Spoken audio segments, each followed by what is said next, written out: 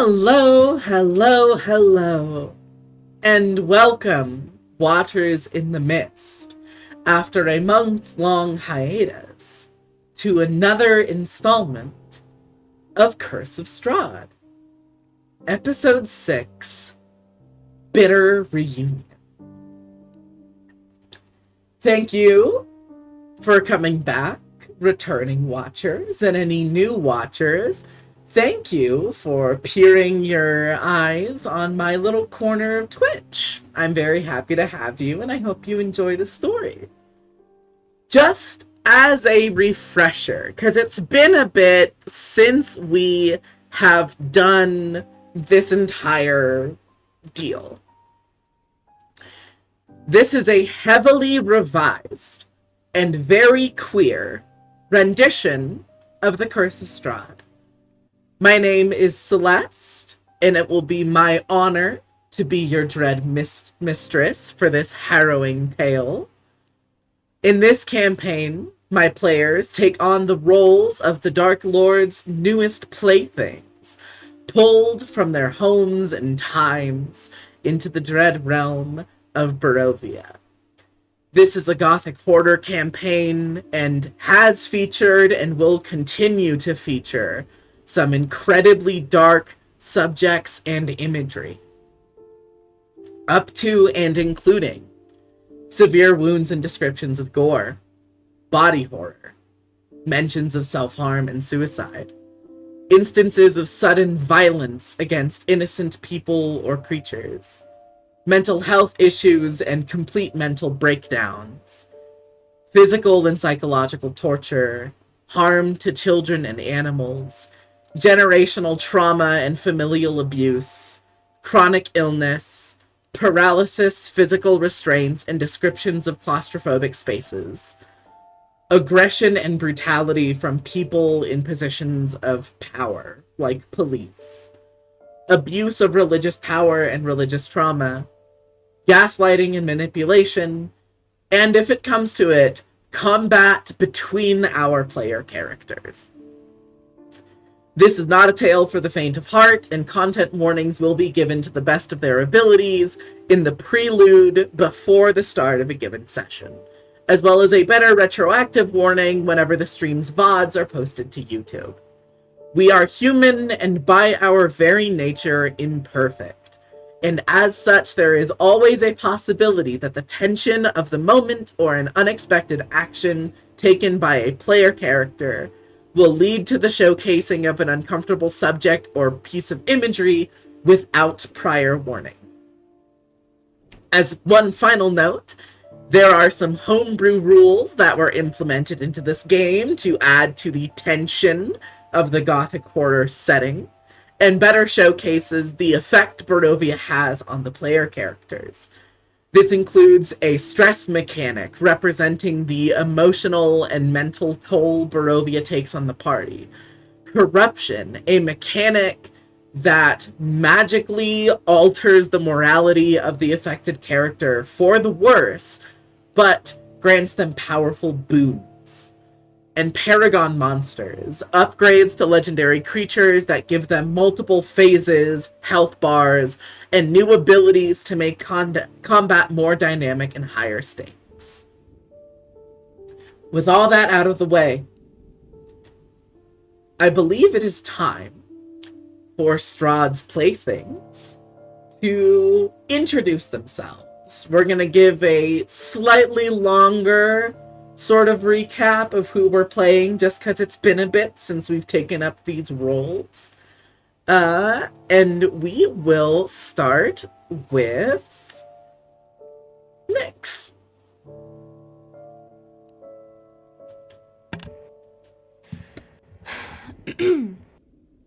Hello, everyone, and good evening. My name is Jade Daimao, and I play Nyx Nightingale, who is a Shidarkai rogue, and she was born into a family of assassins. Thus, her last name carries weight. And although when she was brought into this place, it seemed like nobody knew. Nobody knew her last name, and that was a refreshing change of pace for her. However, knowing Celeste, it will not stay that way. Sorry. But yes, that's me. Hi, it's me. All right. Down the line, Belladonna. You're muted, my love. Oh, Pishy, you are muted. Hi, I knew that. Uh-huh. I knew that. That's So, me. please I'm not- tell us who I'm not you are, who you are playing, and where we can find you outside of this D&D campaign. I forgot to do that. Fuck. Oh, do it real quick. I still got you. Okay, sure. Real quick. Me again. Real quick. Right. You can find me on Twitch with Jade Daimao. I'm sure somebody can post something. And on Twitter, though, I am Munchkin Zombie still. I have yet to change that because I don't know if I can, frankly. Yeah, Twitter weird. Yeah, Okay. Twitter is weird. I can also be found on Wattpad and Blue Sky, thanks to this one, Celeste. Yep. I have so many invite codes to Blue Sky if any of my streamer friends need one. Pishy, Hello. who are you and who is Belladonna? Hello, my name is Demon Fishy. I am a Demon Cat variety streamer here on Twitch, and I also do story audios on YouTube, which I will be returning to this year after a very long hiatus. Yay! So that's fun.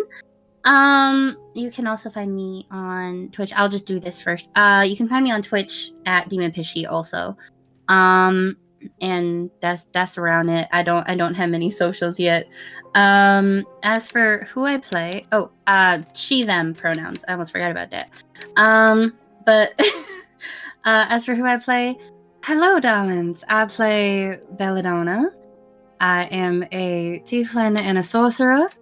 And what was the other thing I was about to say? There we go.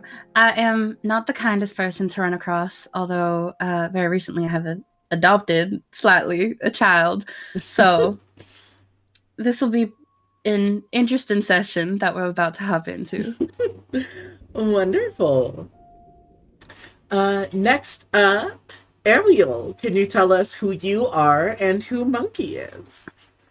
Hello, my name is Ariel Booth Kitty. You can find me everywhere with the username. I am a variety streamer for 20 Cat Girl VTuber.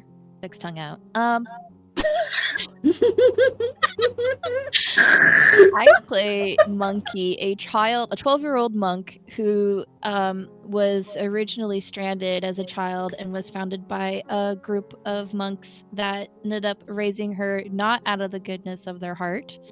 And as she was dilly-dallying with her daily chores, she ended up getting sucked in by the mist and is realized that she can no longer hide, even when she's missing. Mm-hmm. Oh, are we supposed to say how we got pulled in?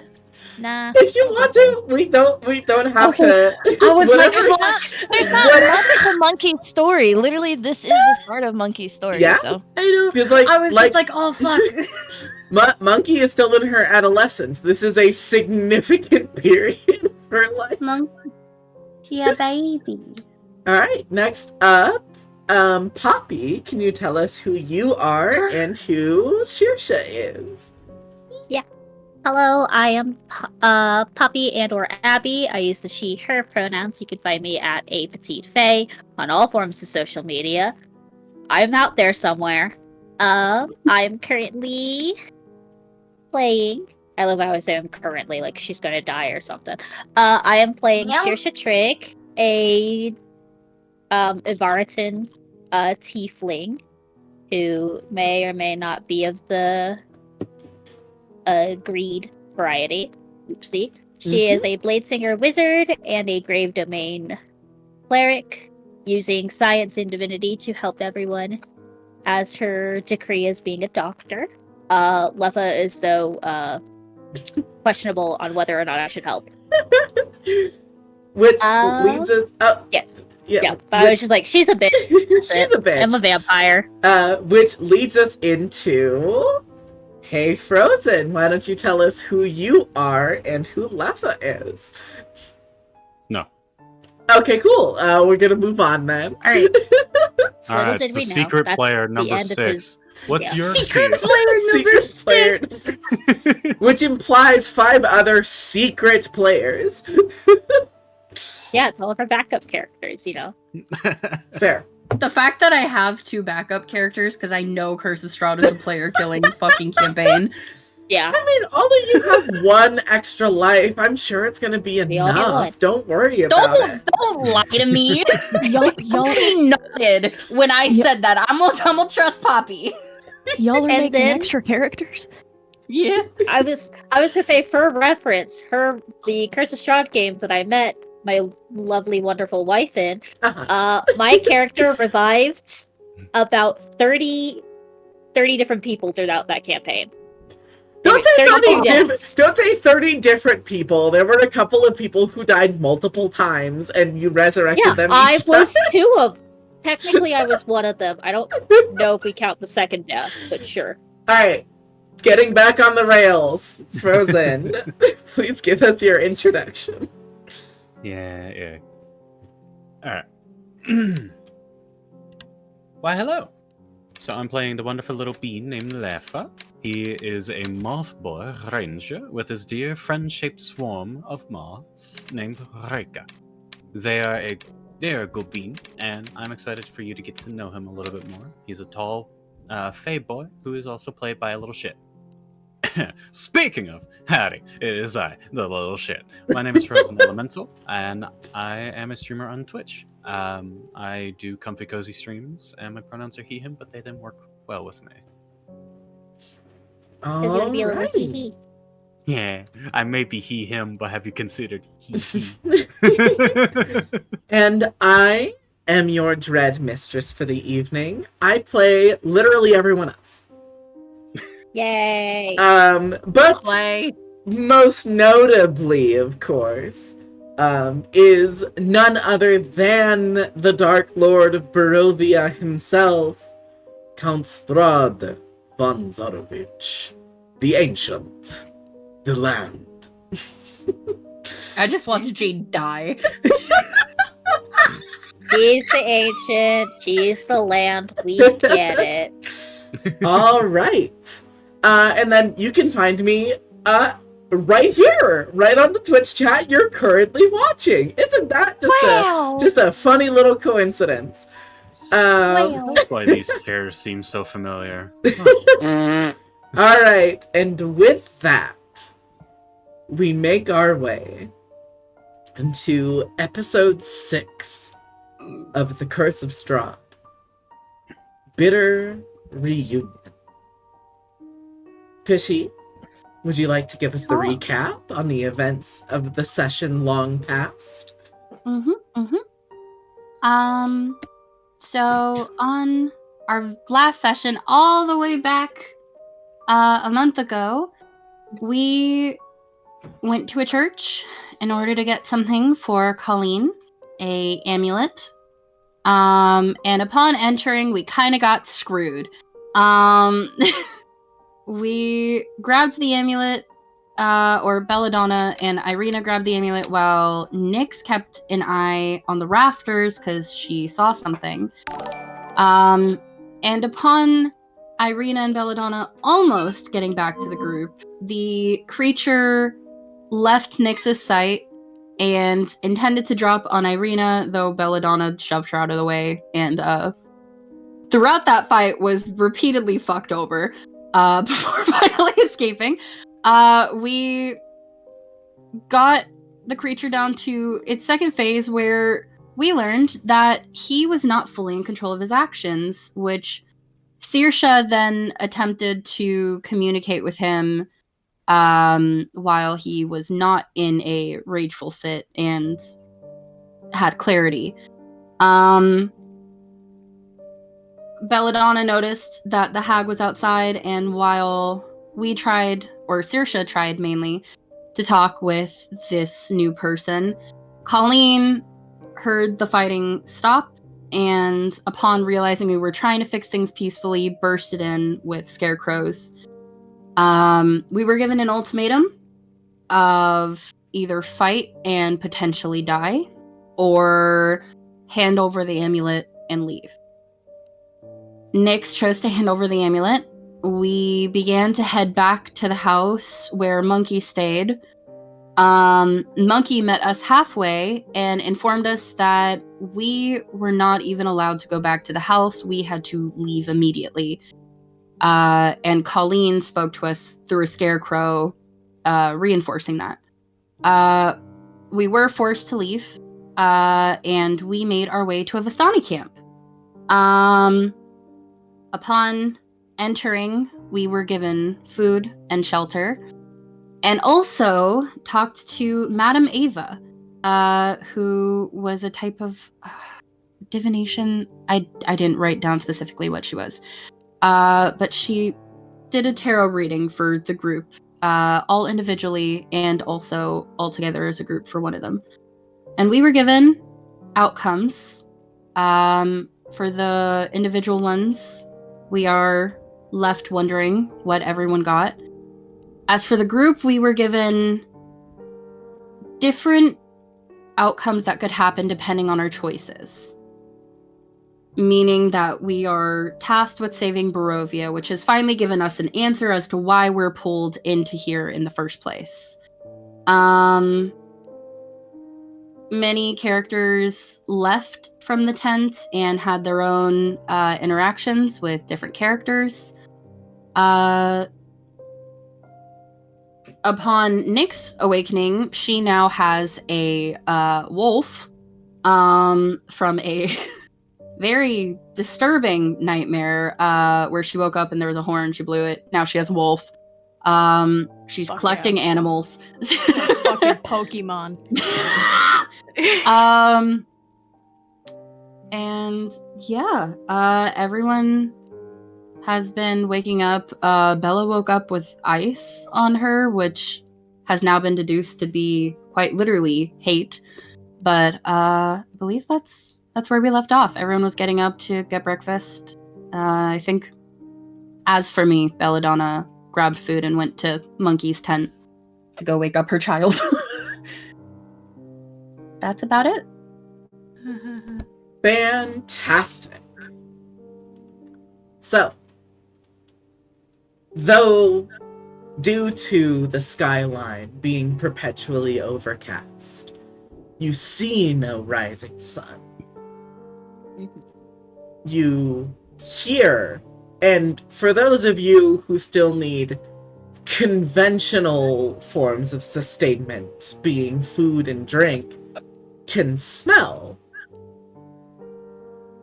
the Vistani getting ready for the morning. You can hear the sound of sizzling delicate meats on cast iron. You can smell not only an incredibly delicious breakfast banquet, but a little bit of early revelry from some of the Vistani in the camp. As good food and good booze litters the air around the camp. And all of you get up one by one. Some of you early risers, others of you taking a chance to sleep in the first truly safe area you have been to since arriving in Barovia. But nonetheless, a feast is readied for all of the new guests. I forgot to mention for the recap, I'm so sorry. Bella informed Val that Colleen has a Rosana crystal, and now Val is going with us. That was the one thing I forgot. Sorry. Yes. Lady Valeria Vanzarovich is accompanying you to Ivlisgrad. Okay. And all of you wake up one by one. Leffa, you got up extra early to help with some of the cooking and some of the cleaning here and there. Yeah. I imagine Shirsha doesn't necessarily, Shirsha doesn't sleep and thus doesn't wake up necessarily. But do you think she spends a rare moment of solitude alone in her tent, or immediately goes out and joins the rest of the Vistani? I don't. I feel like she's been self-isolating herself through the whole entire night. Okay. Like, it's just been in between people's tents. Like, after dealing with Belladonna and, like, making all of those tonics, antidotes Oh, my Okay. model has broken. that we made. So, in spite of not sleeping, Shirsha is the last to be roused out of her tent. I feel like she would have been pacing in, like, the early hours. Okay. Because, like, Madame Ava said, hey, come visit me in the morning. And Shirsha has no idea. Like, is this appropriate morning? Is 5 a.m. too much? Should I wait till 10? That's real. Technically, once it becomes 12:01, it is now a new It's day. no longer morning.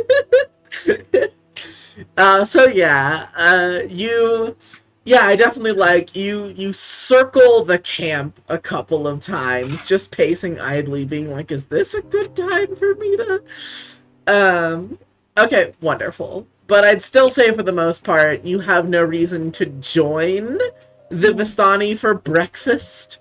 So you just remain pacing in your little area. I imagine Monkey is up bright and early. Hell yeah. As soon as that like sun goes up, she's up. Mm-hmm. Yeah, it's not the very vibrant sunrise Monkey has ever been accustomed to. It is the barest little hints of rays of light peeking through the thick, gray, overcasted sky. Mm-hmm. And every once in a while, you get something resembling like a god ray of the sun parting through the clouds, and then it is quickly snuffed before you can bask in it. You're so sad. And so is that. Barovia doesn't really have a sun. I mean, it's there, but it doesn't shine. Yeah. And Monkey's probably most likely going to take a note of that and just feel kind of sorrowful but hopeful. Yeah. No. Okay. And then Nyx. I imagine, based on events of the prior session, you're also up relatively early.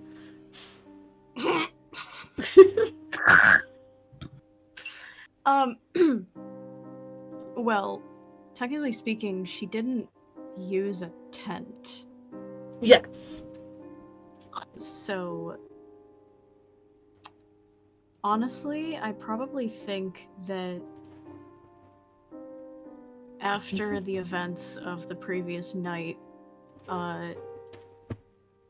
she would probably find like a super quiet spot, but like still like in the camp. Absolutely. But like, you know, as far away as possible. You got Real. it. So, and honestly, I'm not yeah. sure if she would be up early. Mhm.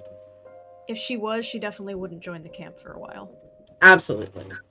So you're up, but you're not joining the rest of the camaraderie.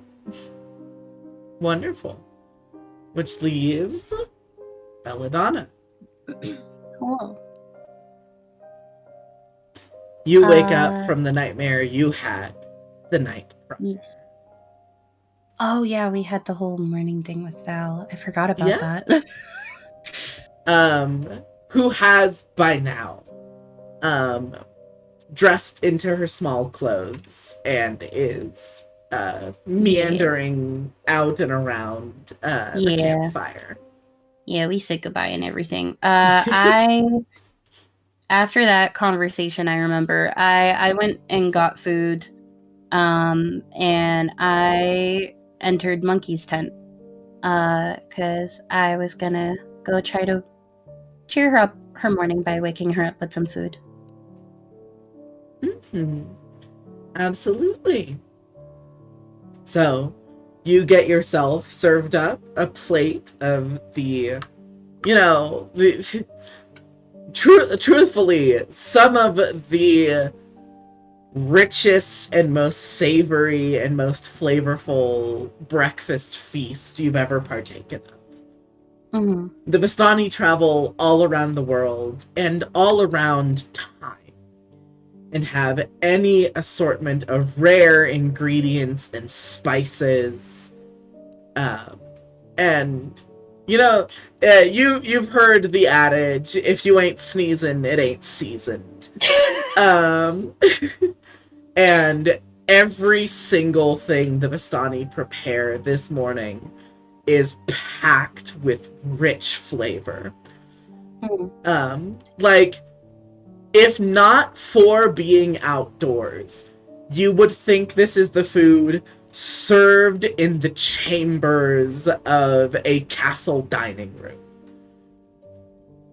Okay. But it's more humble and down to earth than that. Gotcha. So you get yourself a plate of it. You get a plate of it from Monkey. Yeah, just kind of walk into the I was about to say room, tent. She kind of, because she's holding 2 plates. She uses her tail to kind of move the tent lap like open. And does like a little soft whistle to kind of let Monkey know she's coming in. Morning, Alan. I thought you might like some food, maybe? Oh, good morning. Thank you. Sorry, my heart. Oh my goodness. So, can I ask, because I think it's a fun character building moment. Monkey, is there any rite or tradition from when you served in the monastery that you would perform in your mornings that Belladonna catches you doing now?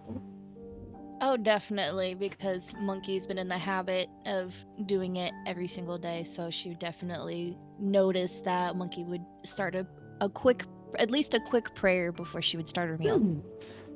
Yeah, so you see, although she puts it away soon after you come into the tent, what looks almost like a beaded rosary, but each of the beads are incredibly well-worked little orbs of gold.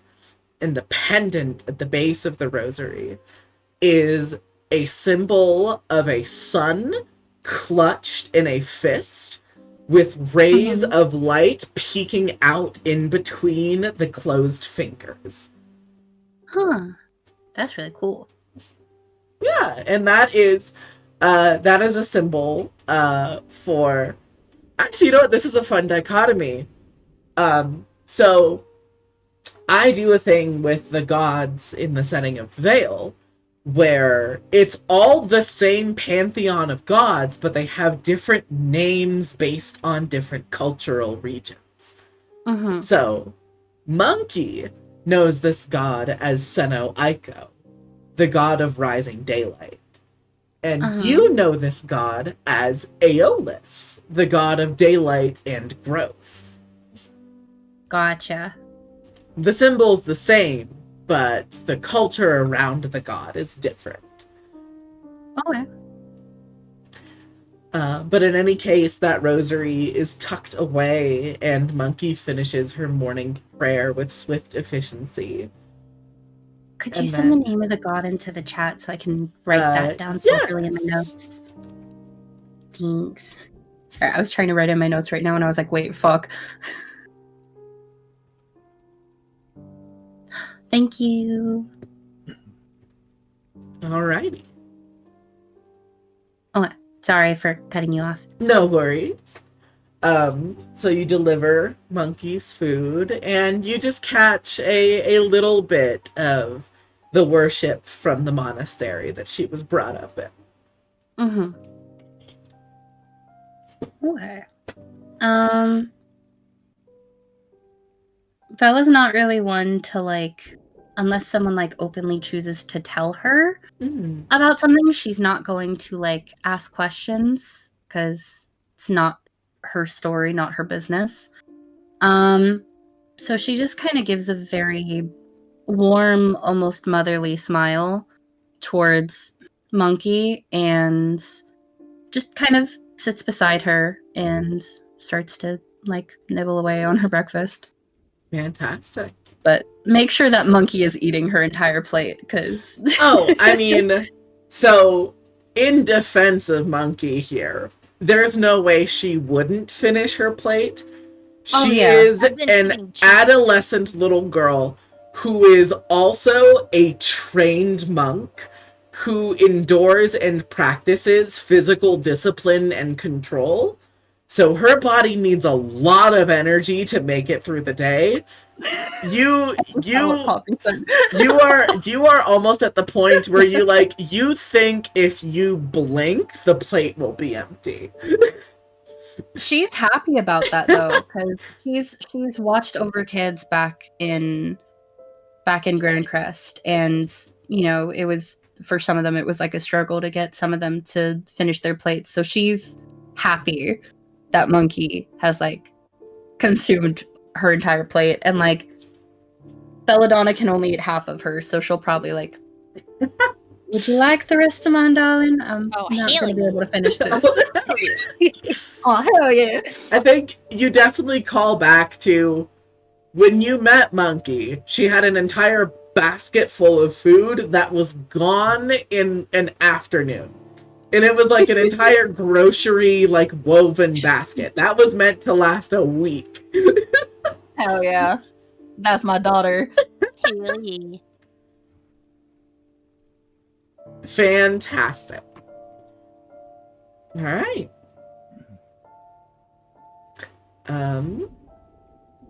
So with all of you spending your mornings, some enjoying each other's company, and others enjoying a moment of solitude and isolation, eventually, everyone is fetched.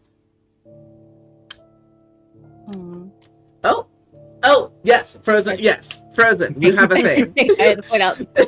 Yes. The bouncing, I was typing it, but the bouncing is fucking killing me.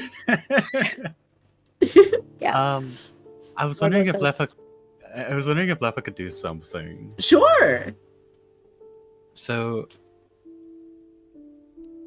not really off of muscle memory per se anymore. More just kind of just wanting.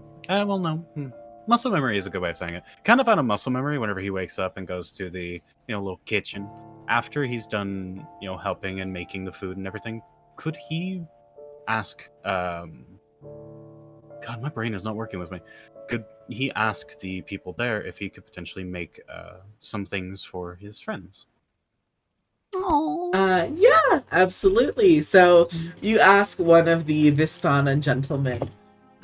He wears an immaculate, like purple silk, like poofy sleeved garment, covered in like sashes and ribbons and just all of these different splashes of color about his form, and a very well trimmed mustache and goatee. And after, like, having been talking with some of the Vistani on and off throughout the night and the morning, this gentleman is Radu, and he is the head chef here. And as soon as you ask for control over the pot, he smiles widely and goes, yes, of course. Consider me your sous chef. Anything you need, I will happily bring it to you. I love this bean already. Well, yeah, he kind of just makes like I would say he makes 3 pastries, as well as if he's able to find some form of ingredients to help with this. I think he would likely try to make something with blood incorporated into it, just to try to make something for Shersha. Oh, this is a perfect way for me to express this little bit of culinary knowledge that I know because it is a cultural delicacy in some places in the world, but also it sounds suspicious that I know this, and I love it so much. I'm gonna make blood bread. Blood bread. So he says, I will bring you some pork's blood. It has a lot of the same proteins as eggs, so it can be a binding agent for breads and pastries, but also it pairs very well with chocolate. Ooh. He kind of gives a nod and then somewhat zones out to consider how he could make a little treat with pork's blood and chocolate. But no, him wanting to do this is mainly out of muscle memory. He's remembering things, and he just kind of wants to treat his current pack. Valid. Do you want me to do a cook's chef? Yes, Whatever. and you are getting the help action from Radu, so please make that an advantage. What attribute? Because I have it as quarry. Use wisdom. Thank you. You're welcome. Yeah. Okay. What does the help action do again? I can't You remember. roll with It's been a minute. advantage. So roll it again and take the higher result. So that was a 15 on the first roll and a 10 on the second. 15. So we'll take the 15. Yeah, I would say again, while this is both a very positive thing, it's also a hard thing for Leffa to get around at first, is you just have so many different and diverse ingredients at your disposal that it's kind of hard to nail down exactly what you want to use in which dishes, because you just have such a massive catalog of options. But eventually, with the help of Radu and like describing the tastes and like the flavor profiles that you want some of the pastries to have, he recommends you different ingredients and like helps you like stir things on the side when you're working on you know, like other pastries or fillings, and eventually he wraps it up in like a nice little bundle of cheesecloth with twine tied around the bag. You have a little bag of pastries that you made with Radu, and he hands them to you. I think he will look at Radu and say, "Thank you, genuinely. This means a lot." Of course, I am more than happy to be of assistance. He just smiles, gives like a very subtle bow, nothing fancy, and then makes his leave. Okay. All right. So you have some assorted pastries for each of your compatriots, as well as pastries made with pork's blood for Shersha. I like to think it's like a. Oh, this is gonna be a weird thing to say. I like to think it's like a chocolate donut with like pork's blood inside. With like a pork's blood jam filling. Yeah. Incredible. Poppy's facepalm right now just gave me life.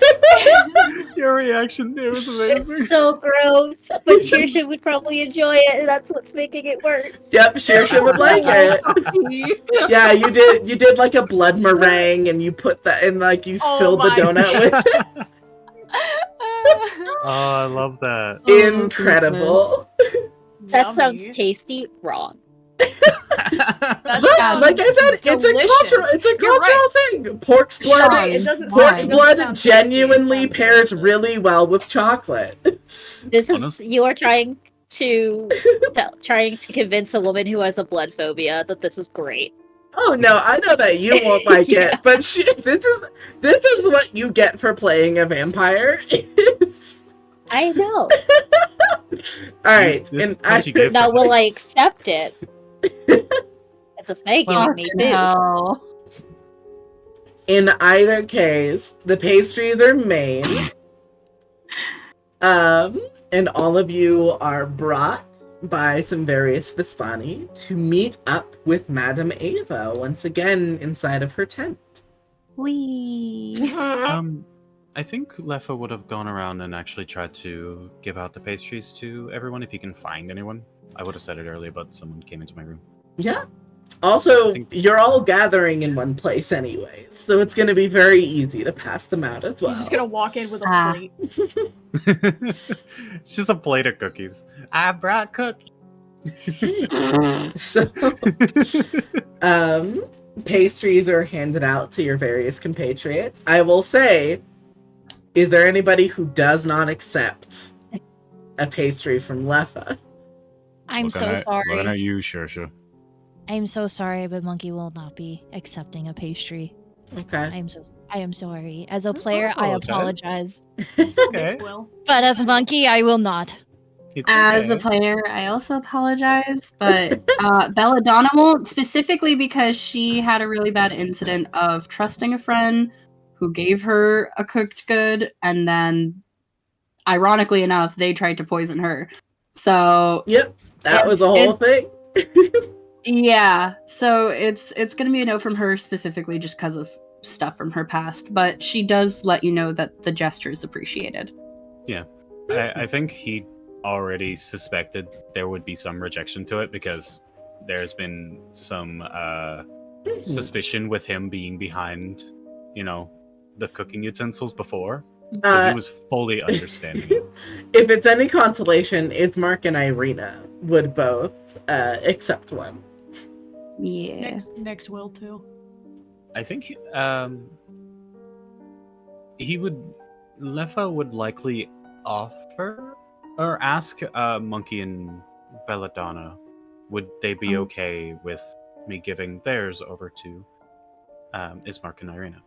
Because Yeah, Belladonna's fine with it. Like she said, she told you she appreciated the gesture. It's just her own paranoia. So yeah, she'd even probably pick up the pastry that you made and hand it to Irina herself as I trust you, or not like I trust you. She doesn't trust anyone right now, but she has faith in you. Just she doesn't want to eat it. Gotcha. there's enough trust to know and to think that I'm not going to poison a friend, but maybe not to poison you. Just not going to take the risk. Yeah, It's exactly. fair, yeah. But yeah, I think whenever both of you reject it, he kind of gives a very subtle frown and kind of cocks his head a little bit, but kind of puts that smile back on and just nods, and then of course asks if he can give it to Ismark and Irina. All right. He- So they accept the pastries.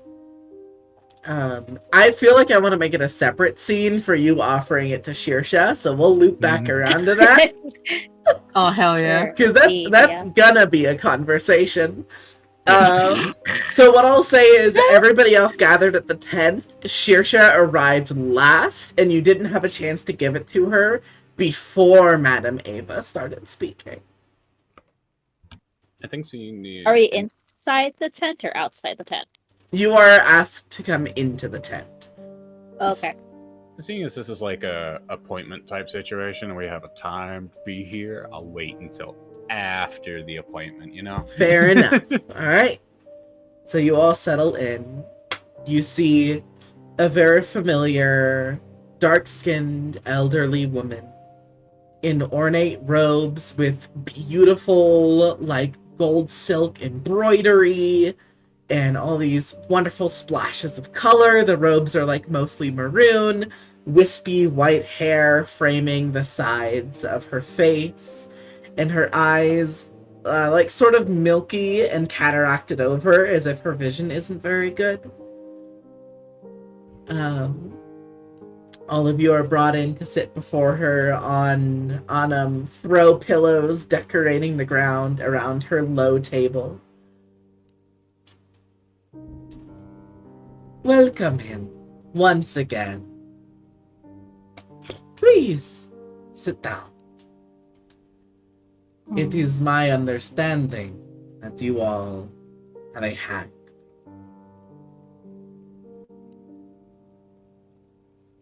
So, though you must find this yourself, I can tell you why she has been such a troublesome thorn in your side. She gestures to Ismark. You have slain her on many occasions, have you not? He nods his head and goes, yeah, she just keeps fucking coming back. Wow. That is because you have been approaching your enemy as if she shared anatomy like yours. She does not. She is a fae, and a powerful one at that. So she can die and live and die again as many times as she pleases, unless someone knows and utters her true name at the moment of her demise.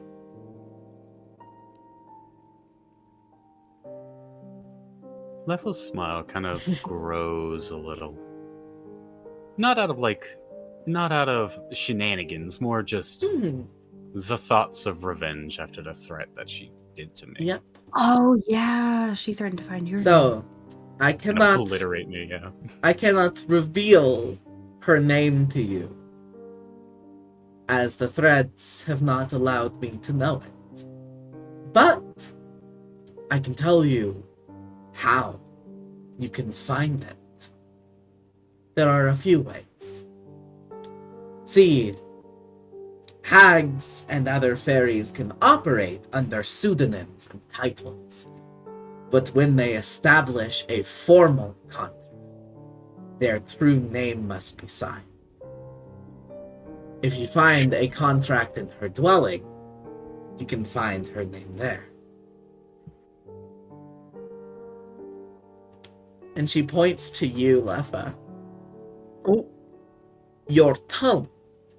Should you slay her once in its proximity, will inscribe her true name for you to utter when she revivifies.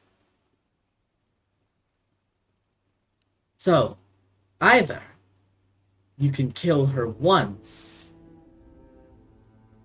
if you know her name already, or you can kill her in vicinity of Lefa and take her life a second time with the name now known.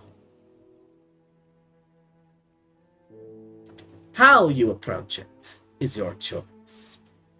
Sneaking into a hag's domicile is bound to be difficult. She will have set up wards and traps and things to prevent all of you from stealing her most valuable treasure, her moniker. But if you think you can best her head on not only once but twice over, you could use Lefa's tome.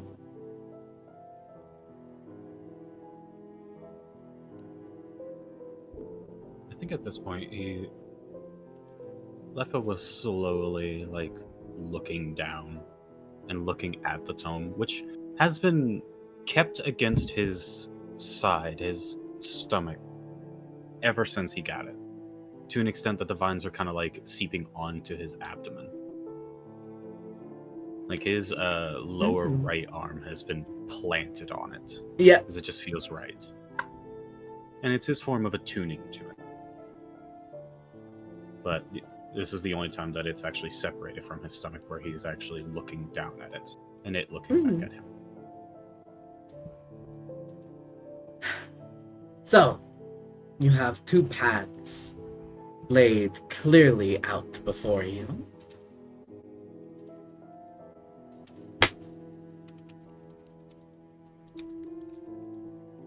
And you may take whichever one your group decides to be more to your benefit.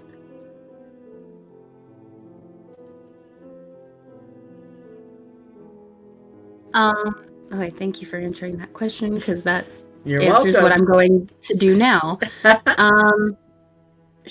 Belladonna kind of is like taking in all this information and then kind of remembering that Val literally said that she would come with the group.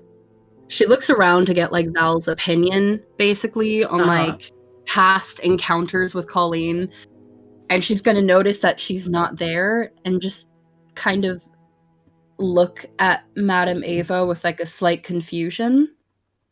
Like an unspoken kind of like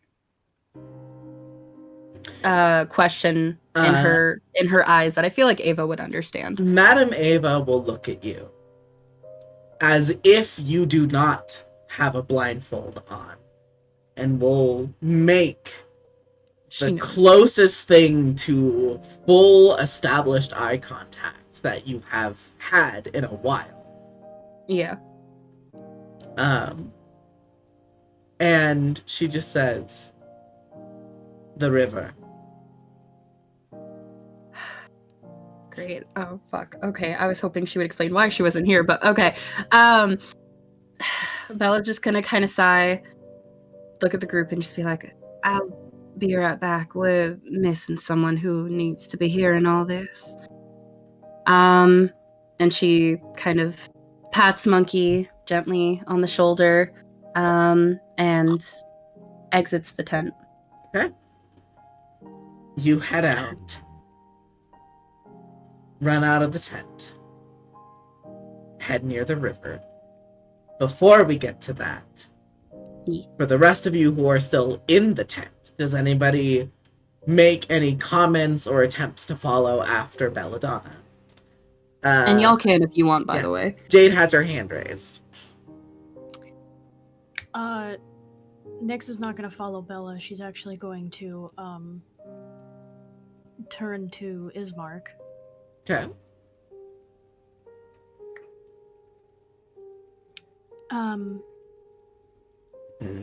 What exactly can you give us about how Colleen fights? Well, to put it in the most effective way I can think of, there is a reason why I take shots at her from my window inside of the safety of a building. Her brutish stature isn't just for show. She is a physical powerhouse like nothing I've ever seen. Being close to her is the most dangerous place you can be. Of course it is. And you hear Madame Ava chime in. She is an Annis hag. Her magical potential is very little, but she makes up for it in her stature. Fuck. Do not misunderstand that as her not having magic. Correct me if I'm wrong. The spells she has are not of a variety that are offensive, especially because she lacks a coven. All of her offensive might comes from her body. The magic she has can find other magic or can send messages to others.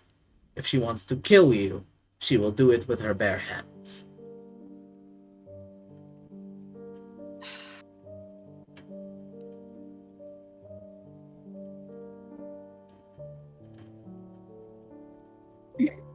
Well.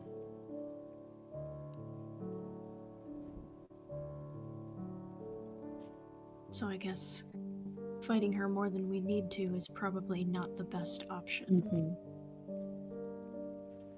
You hear Irina chime in and goes, sounds like we need to revise an old plan of ours. Someone keeps her busy, someone else sneaks into her house and grabs that contract.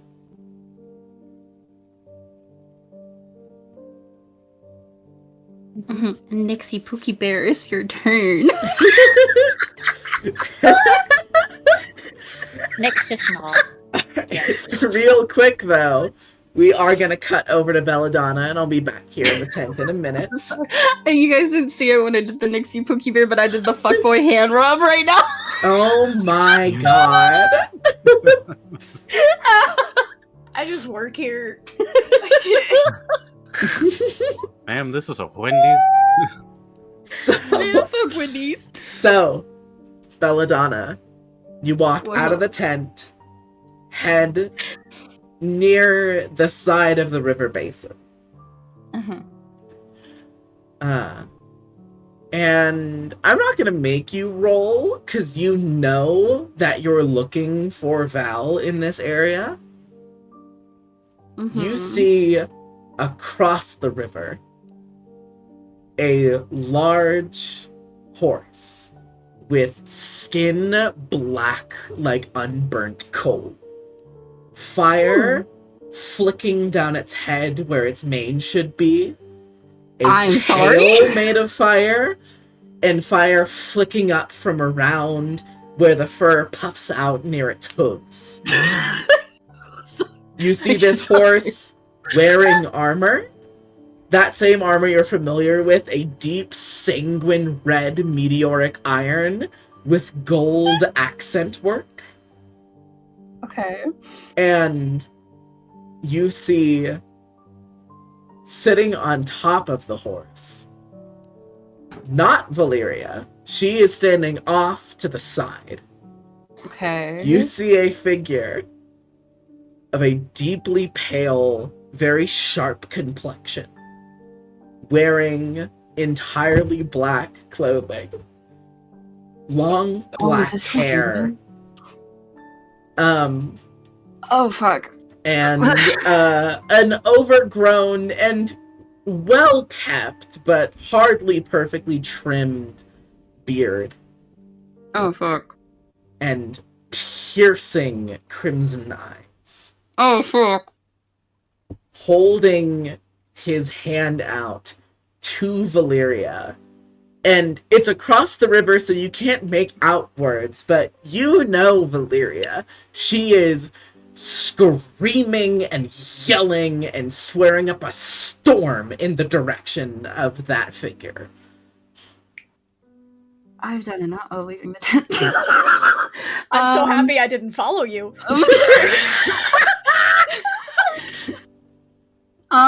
Okay. Kind of just her first reaction would probably just be like a very sharp inhale. Mm-hmm.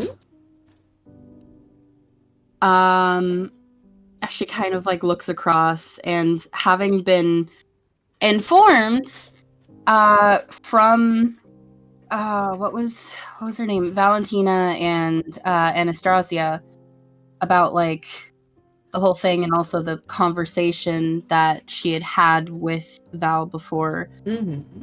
She puts the pieces together. And it terrifies her, but she knows that Val is needed in the tent, so she's going to kind of noble attitude or noble mask, and walks over, and doesn't walk completely over. Like, I'm guessing there's a bridge that was like not like a proper bridge. It's like stones poking up from out of the riverbed that you can step across. Okay, she kind of goes like halfway across and just kind of calmly calls out, Val, we need you over in the tent. You see Val turn. You see her face is red from shouting. You see, just like you saw the other night, crimson blood red tears welling up in the corners of her eyes. And she turns to you. You see the figure on the horse, who I can just say like it is Strahd von Zarovich. Does not look at you. Does not break his gaze away from Valyria. I'm more than okay with that. Val clenches her fist, and you see her mouth, "I'm sorry," and a solid, invisible, magical wall is thrown up, and you see the river break against it, and the current start redirecting around this, this strange arcane construct. And she turns back to her father and continues speaking with him. Wow, she closed the door on you. Wow. Wow. That's one weird way to get friend zoned. The wall of force stays up, and it's muting all of the sound coming on the other side of it. So now it's just garbled nonsense that you are hearing passed back and forth. Before eventually you see Strahd outstretch his hand. Valyria sighs, clenches her fists, looks back at you one more time, and then takes Strahd's hand, and he pulls her up onto the horse. Bella's face is full, betrayal right now. Mm-hmm. It shows visibly on her face. You see now Strahd turns and sees you, and you hear in your head, and you can see him mouthing these words as he messages them to you. You can hear, "I hope you do not mind. I need my daughter for something a little more urgent." And he takes the lead of the horse and cracks it. And you see, instead of riding forward on the ground, the horse raises a hoof up, finds purchase on empty air, raises its second hoof, finds purchase on the air above that, and trots upwards into the sky and turns and heads in the direction of the castle. And the wall of force dissipates in front of you.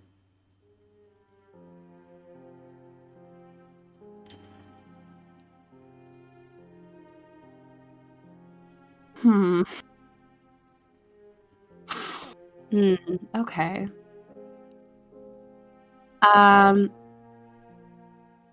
Bella's pissed. Mm-hmm. Because Val literally promised, and Bella does not take promises lightly. Val promised that she would help them defeat Colleen. Mm-hmm. So, kind of with clenched fists, where her nails start to actually dig into her skin and start to make little incisions on her palm. In order to not come back to the tent in a highly negative manner, it's still going to be negative, but there's a child in there that she cares for.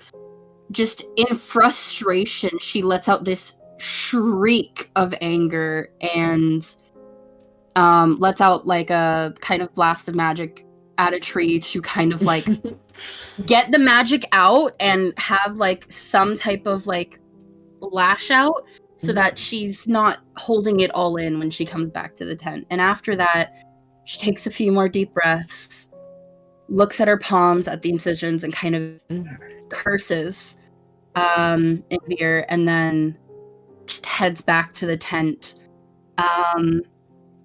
And she's stony faced. Belladonna, could you mark 5 points of stress on your character sheet for me? Yes. All right. 2, 3, 4, 5. And we cut back to the tent. So this becomes an open-ended discussion between the players. You have 2 different ways to get Colleen's name. It's just about discussing what routes you each want to take. Well, I have one more, but that would be a little bit difficult, so I'm pulling that one out. I think the best option is to find a contract, and so you only have to deal with her once.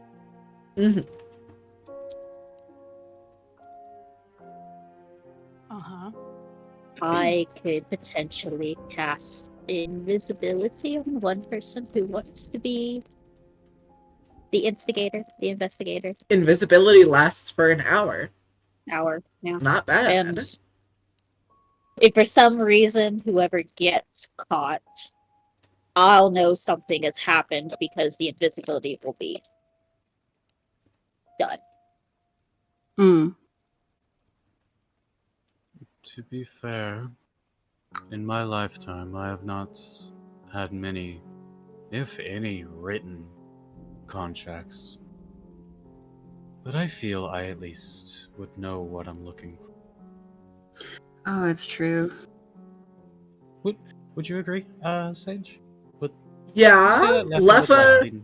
I don't think Leffa has written a proper, long-lasting, eternal Fae contract before, but you have seen them. It's some Archfey in some of the various courts will frame and display some of their favorite contracts that they have made with mortals. So you know the look of them. Bella's in there right now, so I'm saying this out of character. Would Leffa be able to describe what it looks like to Nyx? Because I feel like Nyx is kind of our best shot at sneaking through Colleen's. So I can also disable any traps I come across. I do want to point out one thing. Frozen. Could you take a look at your relic item one more time? Oh, there we go. I had forgotten about that. So why don't you have Leffa tell the party about that? Thank you for the reminder. You are welcome. Another alternative is that we could all go in, or at least a group, instead of just a lone individual. Nyx, the ritual that we did yesterday, the thurible, and he says as he's reaching into his coat and pulling it out, it can't shut. I heard that chuckle. I'm sorry. In my head, that pause was me saying, I'm sorry. Should I clarify? He's pulling his cock out. Anyway. No, he takes out the thurible and says another. I suppose ability that Reika allows me to have with this is that they can obscure us. I don't know how well that would work against wards, but against sight is a different issue. To put it in game terms, Leffa can use his thurible to cast Pass Without Trace. Yeah. Which is a 30-foot radius space around Leffa, and anyone, including the caster, who rolls a stealth check in that area gets a +10 bonus to the roll.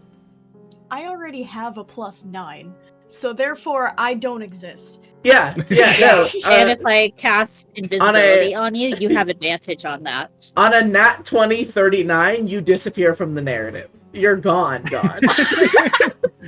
I love when that happens.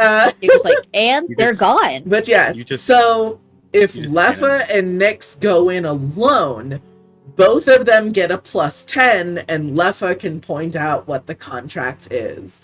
And Nyx can do all the tricky rogue stuff like disarming traps and like spotting runes and all that whatnot. I approve. Yeah, 'cause, the rest of us are all Monkey has ranged options with Sunburst, the Radiant Sunbolts.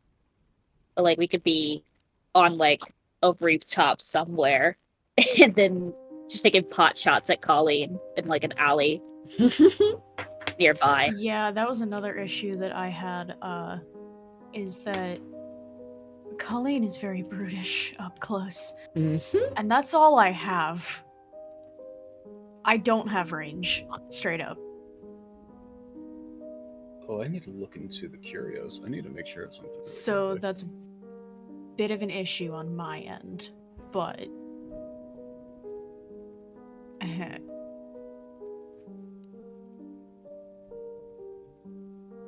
Hey, can I ask a question? Mm-hmm. I'm still getting used to the Hidden Oddities Witch.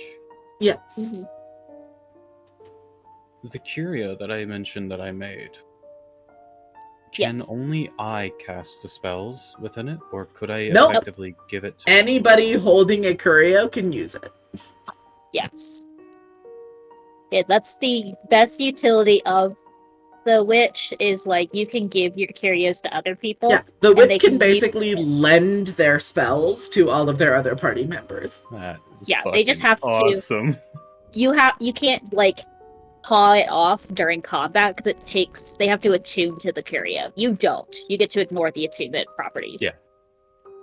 So like if you give it to someone now, we take an hour or on the hour walk that we're making back to the Iblisgrad, we can attune to those items. Okay, good to know. Unfortunately, there's not a lot of character growth. Otherwise, Shusha could give Nyx her gun. Nyx with a gun is a fun future idea. All right. Out of character, I don't think anybody should hand that woman a firearm. What do you got there, Nyx? Gun. No! So it sounds like we are taking the approach of one team distracting Colleen and keeping her away from the apothecary shop, and another team sneaking into the shop, finding one of her contracts and discovering her true name so that you can put an end to her once and for all. Yeah. Question, is Bella back in the room yet? I'd say at this point, Belladonna would have returned. Because it's just been party deliberation. Okay. As Bella walks in to hear all of this, she kind of speaks up. I think we're all forgetting one thing. Isn't Colleen's magic what's keeping Ismark and Irina's father alive? Don't we need to go heal him? So you see Ismark chip in and say, well, that is exactly what I was thinking. We know Colleen got the main thing she wanted. That being the stone from the Rosanna. But she didn't just up and leave afterwards. She's still in Iblisgrad, which means there's something else she must be here for. And she tried really desperately to get my sister and I to agree to a bargain. So, if we string her along for a while, maybe we could get someone else to sneak back into the house and administer the antidotes you all made. Answer? This is out of character because Shearsha would know by the semantics of spells. If Letha casted Pass Without a Trace while we are all outside before we go into Iblisgrad, do we all have that stealth bonus, or do we need to be near Letha with the 30 feet So radius? how it would work is when you make a check inside of the area, you get the plus 10. But if you need to reattempt a stealth check and you're outside of the radius, you don't get the bonus. Okay. So we would all make a stealth check. Yeah. And then when we get to a pivotal part where you're like, okay, I need another stealth check, Then you're on your the own. distraction group. Yeah. Okay. But yeah, all of you can roll a stealth check under Pass Without Trace before you enter the village. But anything that would force you to reattempt a check, you won't get the bonus. So if we like under Pass Without a Trace, if like Letha and Nyx, basically escorted like Saoirse over to Ismark and Irina's house, so that way she was safely hidden, and then went to the apothecary themselves, would that work? That would work. Okay. So Letha has something to say. Oh, okay, Letha.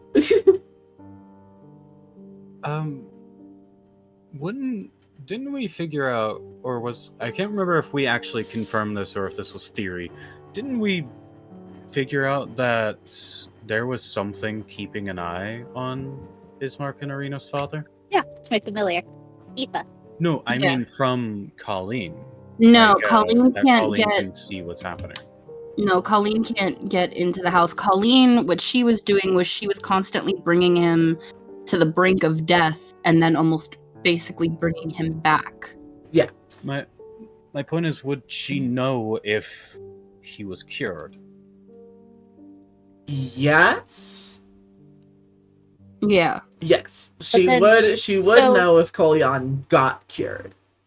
So maybe, Saoirse talking, we should have all of us head to, under the whimsy magic and what have you. We all go to the estate. And then we're just gonna have to fight her on the estate ground while you two go off. Or I could have Aoife go with you two, and then when I give her okay, we're healing this man, you guys should go into the apothecary shop. I was thinking apothecary, they find the name while we're distracting, and then once the name is found, administer the healing, because the moment she's aware, it'll start a fight, and it might be better if we're all together. You see, okay, Nyx, you have a thing, and then Irina is gonna chip in. We might not have to distract her at all. Oh? What? My thought behind that is... So, we had the plan of going in there and healing him, because obviously that would make Colleen angry.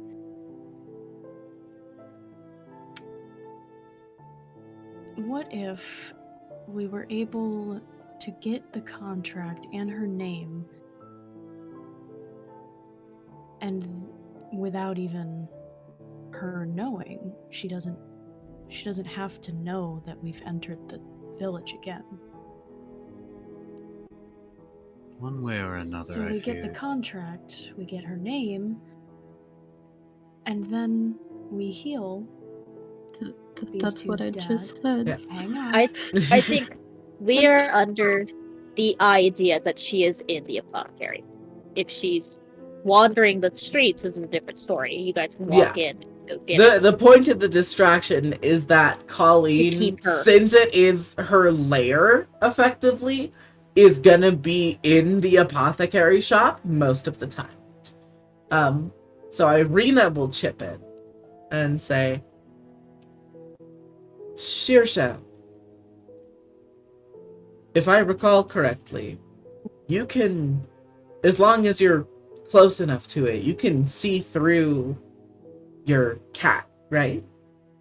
Mm-hmm. So how The about moment this? we're in Iblisgrad, yes. So how about this? Ismark and I distract Colleen and try to figure out whatever else it is that she wants in the village of Iblisgrad. And we string her along. You get yourself into our house. Send your cat with Nyx and Leffa. And once they get the contract and you see it through your familiar, then you administer the medicine. Draw Colleen away from us, and then we can ambush her together. Out of character question. What the fuck should Bella and Monkey be doing? Oh, you So can we'll come with get to that. Yeah, you can go with Shirsha. You can stay with Ismark and Irina just to give them a little bit of extra protection, so they're not facing Colleen effectively alone. Yeah. Yeah, it's more of so a I think- wherever you think your services are necessary kind of circumstance. Or an exterior lookout, just in case.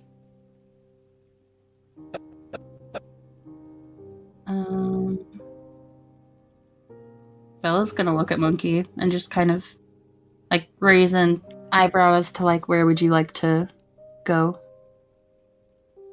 Monkey's gonna be the typical pre-tween and be like fist to palm and be like, oh, I know where I want to go. Okay, out of character, I'm guessing that means Ismark and Irina. Yeah. Okay. So, Bells, Monkey, you help Hi. us both distract Colleen and also maybe be there in case stuff immediately backfires. And then once Colleen is brought away from us, after Shirsha administers the medicine, you help us ambush her.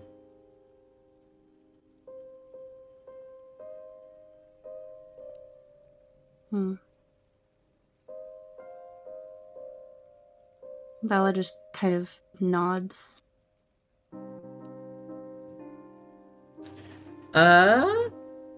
Okay. Real quick. Bella. Oh, hello. Irina's gonna make an insight check on you. Oh, yay. She can tell that something's kind of up. Oh, yeah. Yeah, that you haven't shared with the class about who the fuck you just saw. Yeah, Bella is tense. Well, she's waiting for the conversation to finish so that she can bring up what just happened, because otherwise it'll derail us and we'll never get our plan completed. Fair. But it's not a like she's gonna address it right now. She's just trying to get a general vibe of like, what's going on? So if you feel like you are hiding something, you can give me a deception check. If you don't feel like you're hiding, you don't have to roll anything. No. She's not trying to hide it. She's just Okay. tense, and given what's Irina's passive perception? 13. No, she'd need to roll perception then in order to see it, if you'd like. Well, for right now, she's only gonna do insight. Is there a number you need her to beat? I would just say, like, wait, where's my insight thing? I always forget. It's so weird not being on D&D Beyond. Fair. A 15. 15? Okay. Mhm. I accidentally whispered it to myself, but she rolled a 17. Okay. Ooh, snap. Yeah, so we don't have to go really into it, because I already know what went down with Bells. Yeah. But, like, yeah, Irina just kind of gives you a look and just kind of stores that information away for later. Yeah. All right. Have we finished the planning conversation? Frozen had a question, so there might still be planning to be had. So, Frozen, what were you going to say? Okay. I have a question for you, Sage. Yes, indeed. If any of the mods in Reika were to die, would I be aware of it? Yes. Okay. He kind of pipes up. Where you have communication on what we're doing with your cat, if my understanding is correct, Shersha. We don't have communication as to what would be happening on your end. Say if we need to expedite and hurry up if things go south. Mm-hmm. Unless you can speak through your friend, Shersha. I think Heck, technically you can I speak can- through Aoife. Yeah. We can telepathically communicate with each other up to 100 feet. And then up to a mile, I think I can sense through her eyes. Yeah, you can see through her senses up to a mile. Yeah. So up to 100 feet, I can communicate with Eva. So I feel like that's more than 100 feet, right? The apothecary and the estate. Yeah, even though Yeah. they're pretty close buildings together, it's definitely more than 100 feet. Unless we have any other ideas, I do have a way that we can let the distraction party, so to speak, can tell us to hurry up. I would assume, out of character, if I was to look through Aoife's eyes, I wouldn't be in control, right? It's just I'm looking through what she's seeing at the moment. I mean, you can give her a general, like, do only this and this and this, and, like, don't do stuff like this. But yeah, you don't have direct control over her if you can't telepathically communicate to her. But you can give her a guideline of behaviors ahead of time. If I am at your subconscious, fight the moth to tell them to go.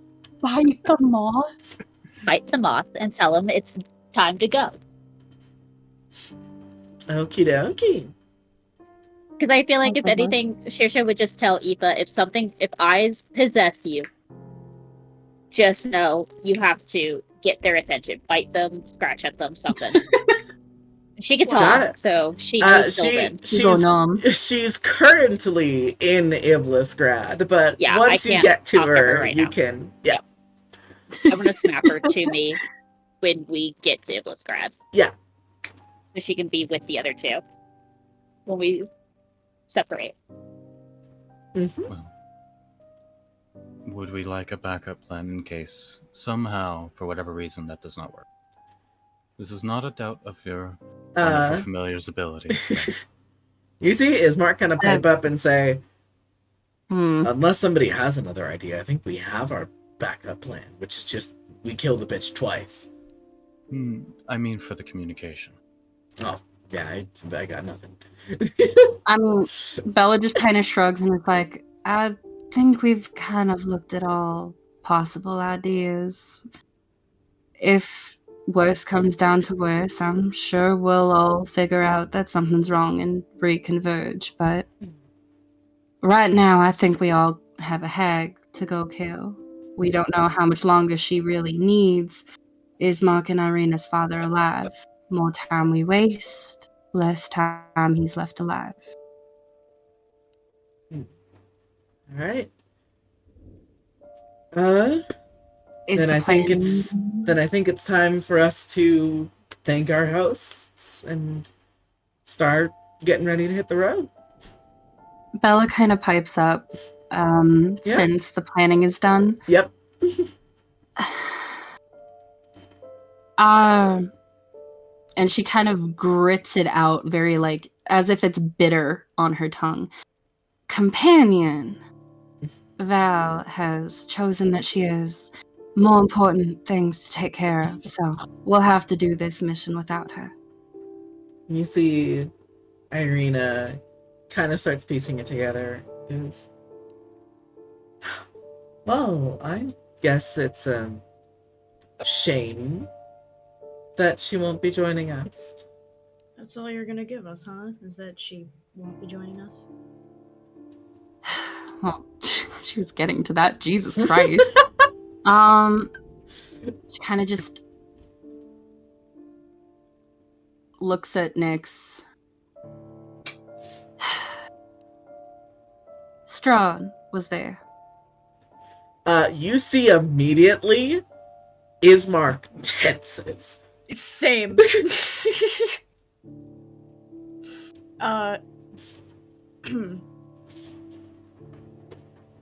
You saw him? Yeah. He ignored me until the end and said that he had more important things he needed Val for, and left. So, she kind of like takes a deep breath. And I think everyone would be able to see she's not really going to try to hide it. Everyone can see that she's just very much annoyed by the outcome. Mm-hmm. We are one companion short and slightly screwed on the hag situation if it does go south, but hey, what the hell? She just kind of is tense and then walks out of the tent after that because her frustration is growing again as she remembers Val looking at her and then leaving. And she's just frustrated. You storm out. Irina follows after you. Oh, and all of you see Madame Ava and kind of take in everything that just happened. And not even under her breath, just openly and out here in the air it goes. And so it begins. The fuck does that mean? Out of character. Excuse me. Oh, I wonder. You all have a long journey ahead of you. You might want to hit the road soon. Oh, I forgot to say that, like, right before she storms out, she would give, like, a Vistani goodbye to Madame Ava very quickly before, like, leaving. Might be a bitch, but she's not completely impolite. Of course, of course. Alright. Lefa, you were doing something with Rekka? I think during the conversation about Strahd, as I said in the little side chat, he was staying completely quiet, considering, while also speaking in Avathi. Basically, the clicks, hums, and trills that come with that. To Reika. This incidentally meaning Madame Eva can hear him and completely understand everything he's saying. Yep. As we learned last time, which is cool. Uh-huh. But overall, one moth kind of stands in the center of his palm. This one looks older. Like, very much beyond their prime, I suppose, if that makes sense. Yeah. And then Lefa speaks out after the storming out of two individuals. Mm-hmm. Just for the sake of my own knowledge.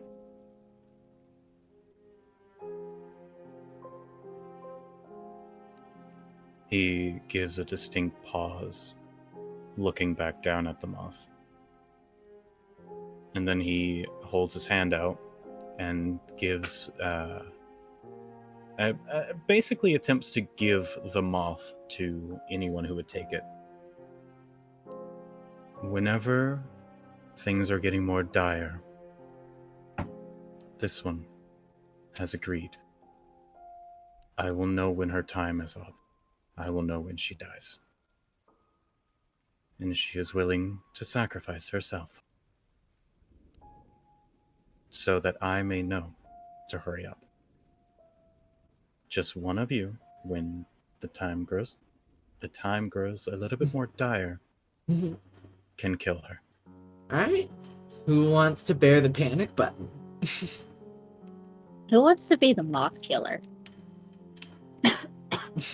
You can kind of see like a little bit of hesitancy and some subtle mourning behind Lefa. The two people who you're offering the moth to is the child and the tiefling who both don't trust you. Yeah. I know. Because Nyx is going with you, so she doesn't need the panic button. Could Ismark take it? Yeah. Yeah?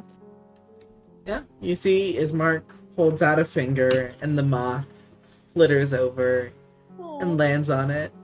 And he takes his finger down to like his leather breastplate, and you see the moth kind of rests there, kind of like a lapel or a brooch. That's so cute. Lefa kind of gives a little smile. If you wish to know, her name is Ala. Thank you. And you see he looks down, and thank you. Oh.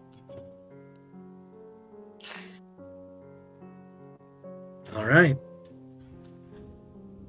We got a long walk, I guess. And one more time, Madame Ava chips in and goes, not exactly. See, Ismark turns, goes, do you just only say cryptic bullshit? You see, Hey, be nice to the grandma. You see she chuckles under her breath and goes, it is one of the perks of being an old woman. Mm-hmm. But Be nice to grandma. you have transportation taken care of. And you see he goes, all right. We're just not elaborating.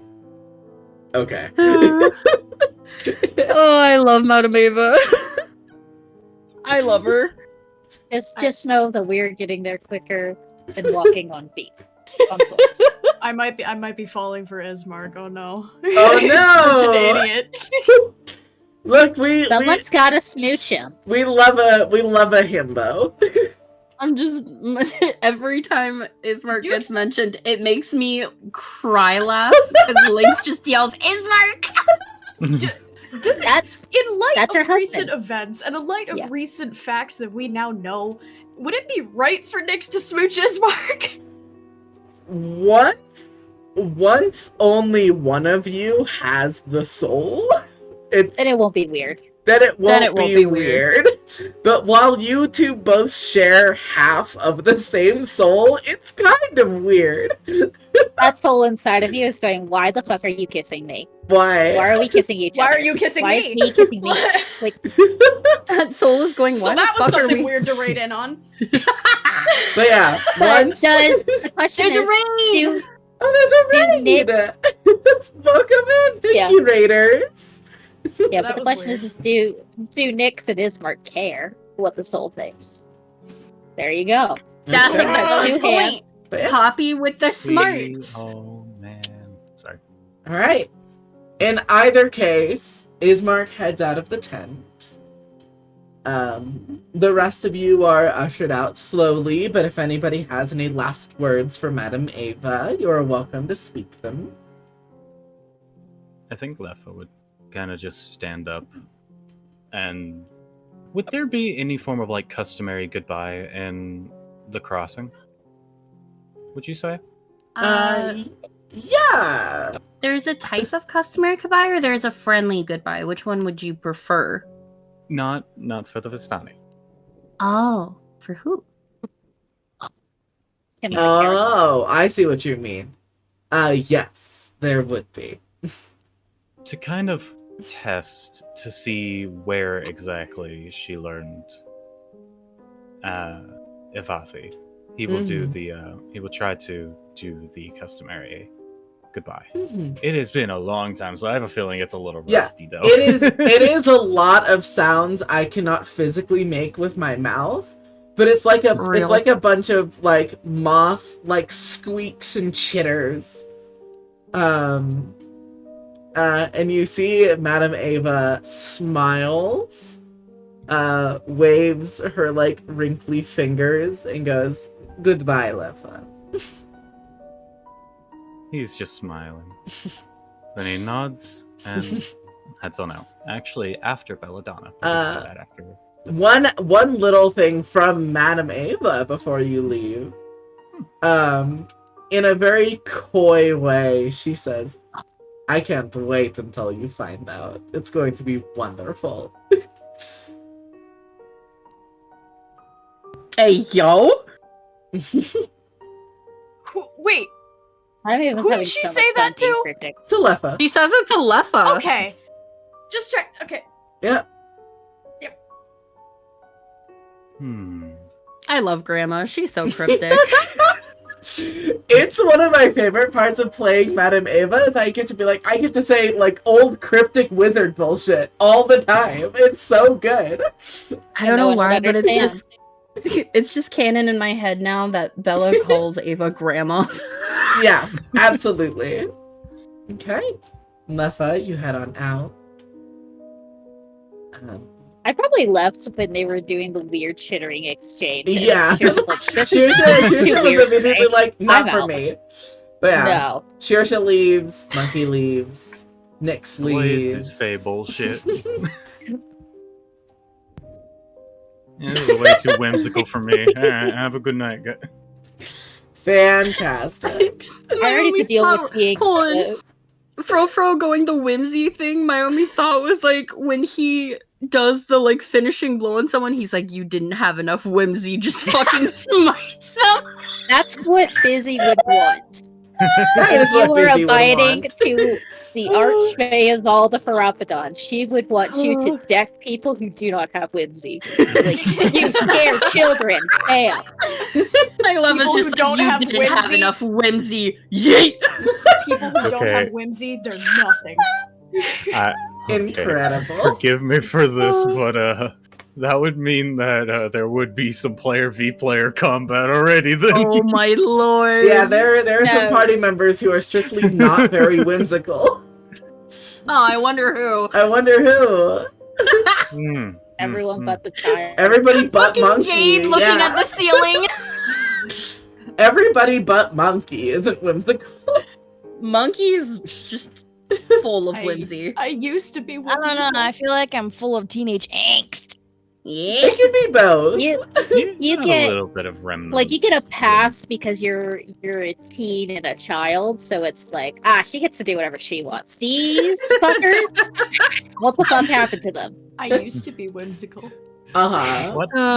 Yeah, what happened?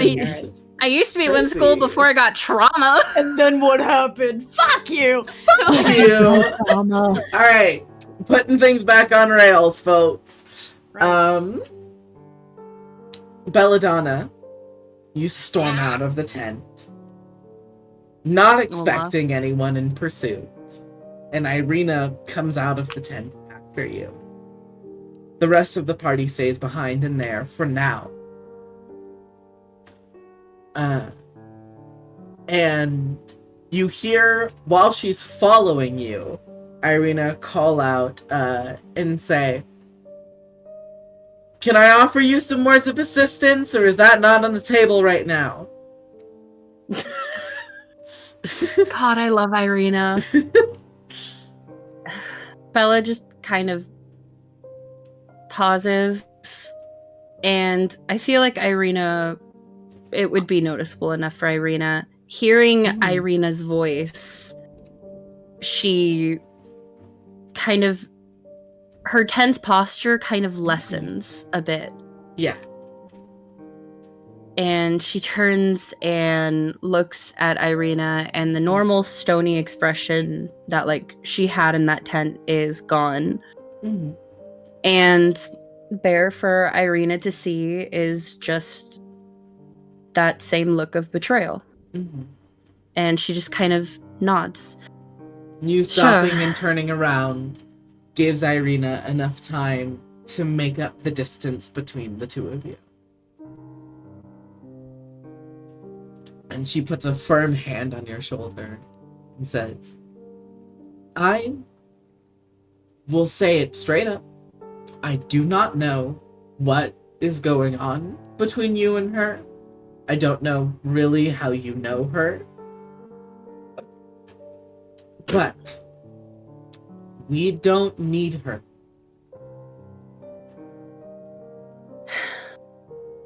If she went and fucked off, good for her. We are still here. And we still have something important to get through. And we were already planning on doing it without any extra help. So we will continue to do it without any extra help.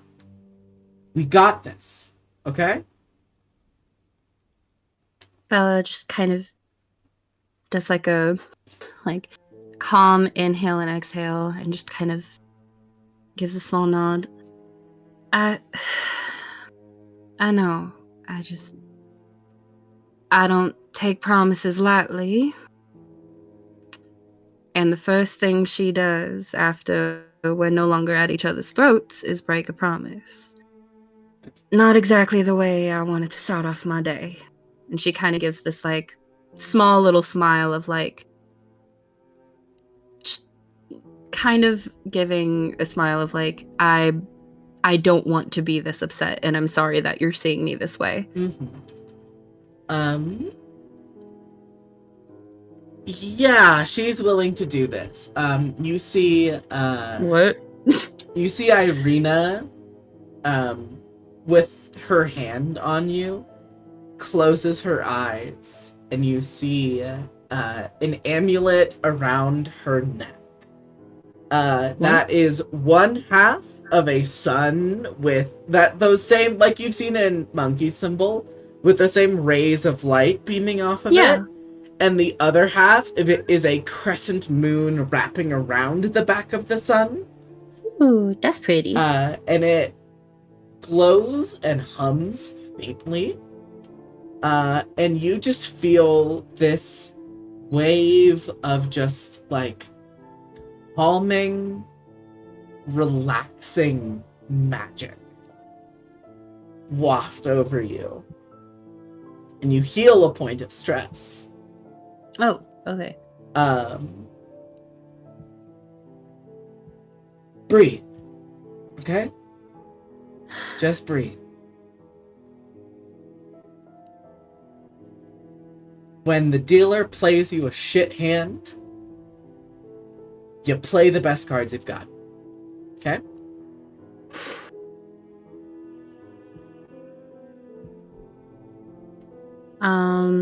Bella, not having felt really calm in a while, kind of like feels a little bit like internally her mind is like, why the fuck are we calm? But like she knows why, because it's the magic, but like her mind is like, this isn't normal. We're never calm. What the fuck? But she just kind of like accepts it and breathes. And kind of oh right, I forgot Irina's taller. Yep, Irina is taller than you. Reaches her hand up and caresses like the right side of Irina's face and just kind of murmurs, "Thank you, darling." You're welcome. We've got a hag to go fucking kill. Bella kind of lets out a laugh and she's like, yeah, we do. Yeah, we fucking do. And she kind of, after taking a moment to breathe, she's going to separate from Irina so she can go to the tent and grab all her stuff. Okay. Eventually Leffa goes out and finds Belladonna. But for the rest of the crew, Nyx, Shearsha, Monkey, and Ismark. The four of you see on the little makeshift dirt road leading up to the camp that you came up from the fork in the road further past in the forest. You see lined up there is a wooden cart with no steeds attached to it. It is made of this beautiful, rich, incredibly well lacquered mahogany wood. And there's little like filigree of like gold inlays and decorative markings running down it. And any of you, if you would like, can give me an Arcana check. I got a +0. That's a no from me, Chief.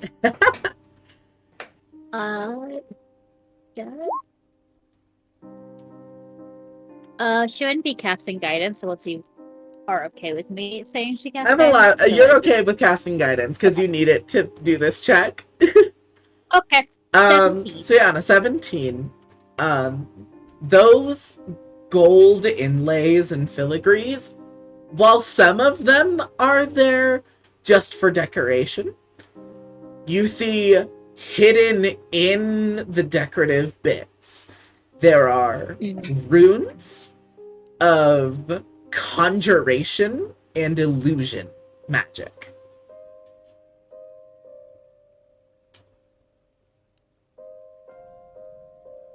It's very subtle, and you only know this because you do spell work with pen and parchment. Yeah. If given the time, especially with the others on the other side of the Vistani camp or somewhere else, she could ritual cast Identify. Yeah, absolutely. Because this probably draws her curiosity, so it's just she's going up to this cart and just walking around it with a pearl. Yeah. Her tail's just shifting in amusement. Got it. Okay. So, you are ritual casting Identify. It takes you a bit of time, and while you are ritual casting it, you see that the Vistani are also loading this cart up with, like, rations and, like, fresh blankets and winter clothes and, like, clothes that are more in the, like, Barovian style. And just, like, filling it up with bits and baubles and things you might need, different travel gear. And I will tell you what the result of the ritual cast is, and then we're going to bounce back to the other players. After 10 minutes of sitting with the cart and, like, tracing your hand over the magical runes, the cart itself is still mundane. There are 2 spells inscribed into the cart. The first spell is Find Steed. The second spell is Nature's Hidden Shelter. Ooh, okay. So the cart isn't magical, but there are runes that you can use to cast spells from the cart inlaid into it. Is it just, like, there is no roofing, or is there, like, a roof? Like, this is a cart that we can it is a Bardo. Yeah, it's a Vardo. It's a hooded wagon. Okay, that's what I needed. But yeah, this spell can cast its own... this cart can summon its own horses, or any other steed that isn't a horse.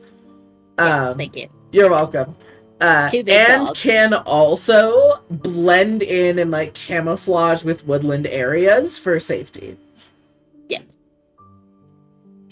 So yeah, you pick up those spells from the cart. It is just about finished being loaded up with goods for you to travel with.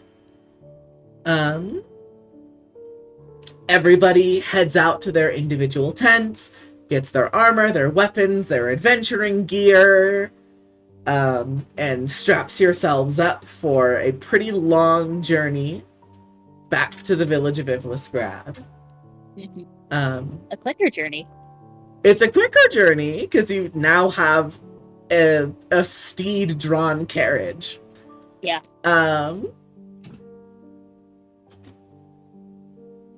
And towards the end of it, after everybody's gotten all of their equipment put together, Leffa makes an effort to go find Belladonna. I don't think Pishi's here at the moment. Oh, no worries. I do have a question though. Uh-huh. Would they have accommodated a driver? There is, I know what it's called, I can never remember it, but that little wooden block up in the front where, like, a driver sits and, like, has the leads for the horse and, like, is connected to all the bridle and everything, that is all set up. So somebody does still have to, like, drive the cart. My question is are the Vistani going to volunteer someone, or are we allowed to take over? No, they are not Okay. coming We're with taking you. over. It's fine with me. We'll get back to that whenever we get to there. Oak box. Yes.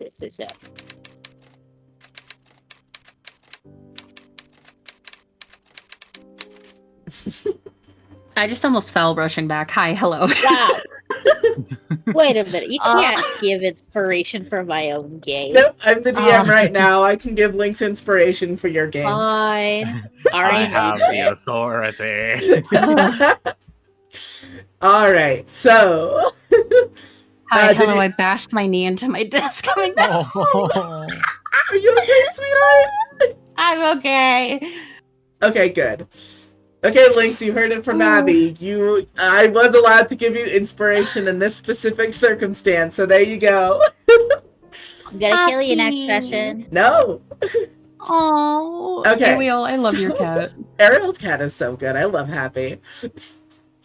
He's such a stinky boy.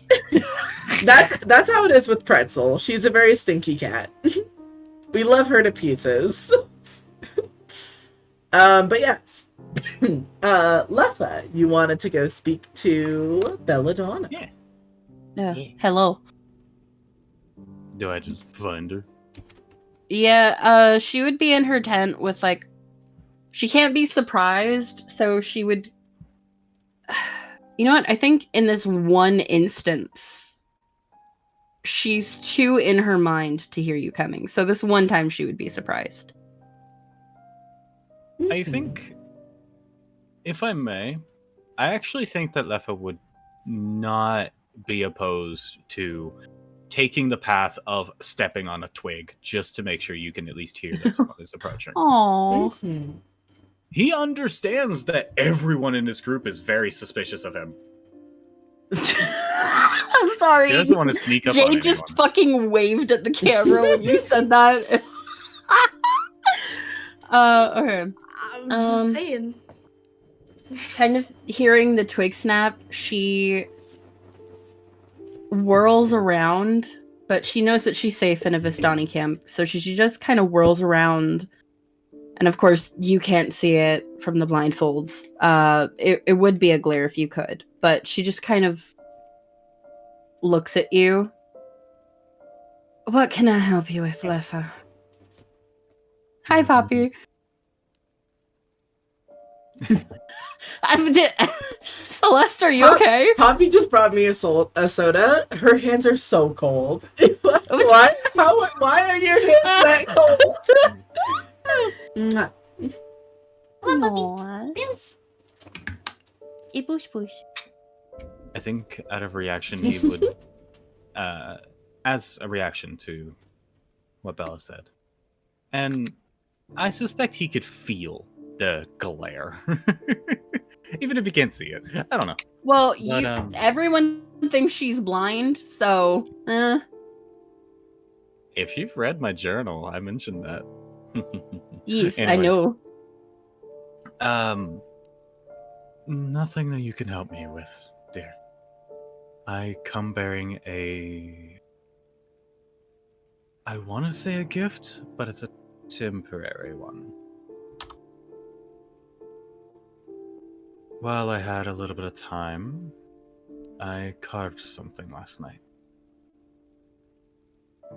You see him holding out a little...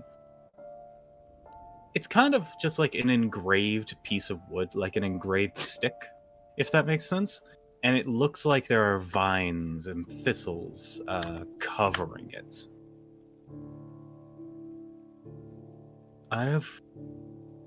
While I'm not entirely sure what magic is within this tome, it is teaching me more. And I feel what it compelled me to do with this is more useful for, so to speak, the... sorry, my brain is not working. The distraction party. He holds it out and reaches out to give it to you, but not like getting too close, just for the sake. It will allow you to cast 2 incantations, akin to how you cast your normal spells. For mechanics, it is a curio of many spells, and it contains the spells Weird Constitution and Chameleon Casting. Ooh, chameleon casting's a good one.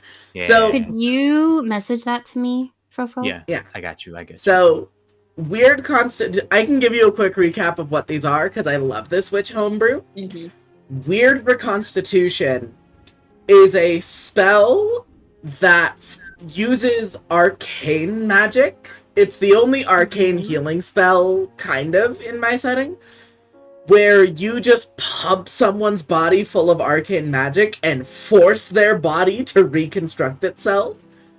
But there's a chance they can take damage if their body resists the magic too hard.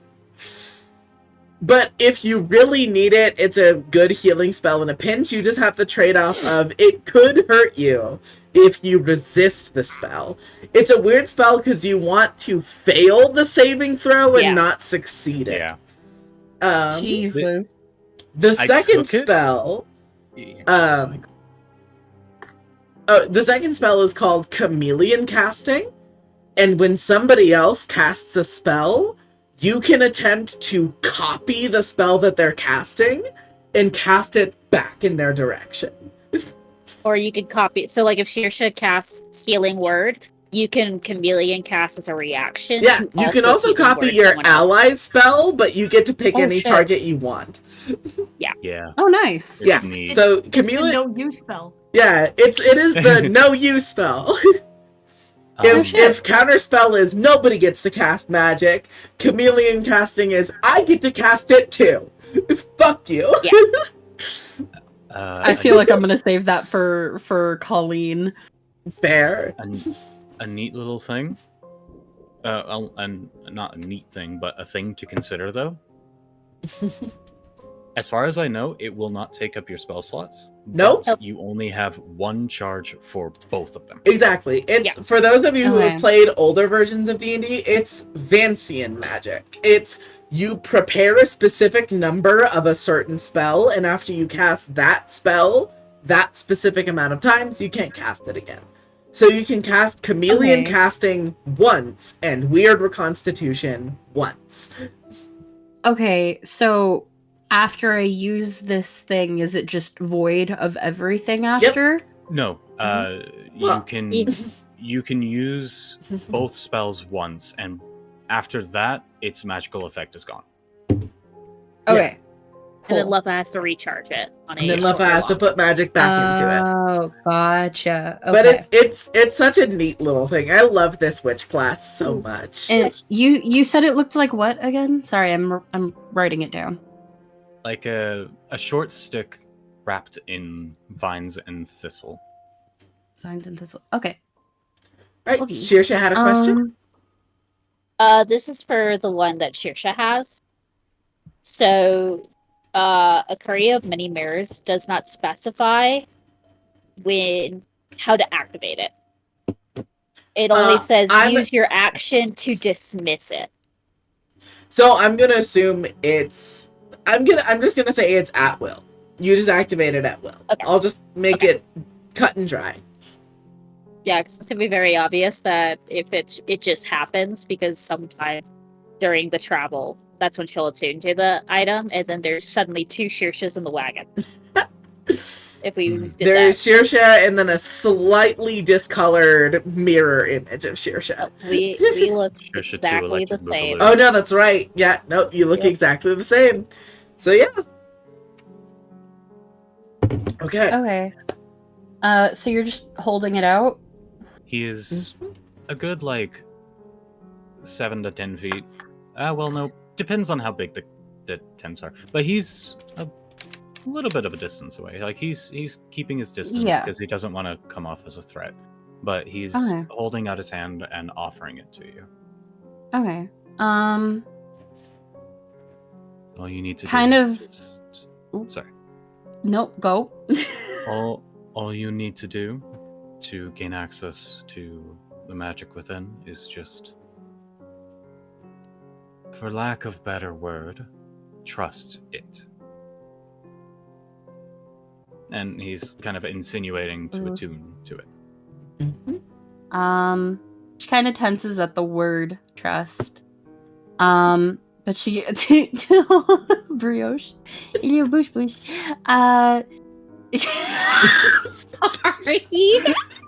Brioche is looking so intently at Poppy's candy. So to narrate this for the audience, we have our cameras on so we can see when other people have their hands raised to talk. You can't see our faces, but we can see each other's.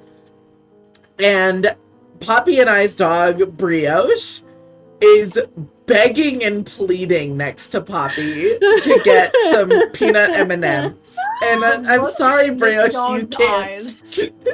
Oh, I'm sorry, Brioche, you can't have any. peanut M&Ms. They're not I good for swear to God. dogs. Brioche was God, a looking second longer. so intently. Dude, a second longer, I thought he was gonna start vibrating. All we hear is just a sudden whirl of a fucking airplane just... We love Brioche. Brioche gives me life. Okay. She tenses at the word trust, but gets what he's saying. Is this out of character, Fro? Is this him trying to build a bridge between them? Or trying to get friendlier? Column A, column B. It's kind of more he feels that with you guys potentially being at risk, it is so much more useful that you use it than he does. Gotcha. Okay. She kind of... It is a gift of sort, and he is showing he trusts you with something he just made that he infused with magic. But that's kind of where that ends. Okay. Because Good he's to know. kind of thinking tactics here. Good to know. She takes it and just kind of gives a small, polite smile. Thank you, Leffa. I'll make sure to put it to good use in case. Kind of taking a step back because she still doesn't want to be incredibly close to him. She pockets it, and then just kind of looks over at him again. Well then, are we all ready to go? I've been ready since this morning, so yeah. Alrighty. You all head out to the wagon that the Vistani have prepared for you. Shirsha, you have an understanding of how the magic in the wagon works. Yeah. So, do you summon the steed? And if so, what steed do you summon to guide the wagon? Yeah, you understand how the magic works. Also, I see you, Belladonna. We'll get to you after this. Oh, okay. Okay. Unfortunately, Shirsha's not horse racist. So, like me, I hate horses. I know what you mean, but why do you have to say it like that? Why'd you say it like that?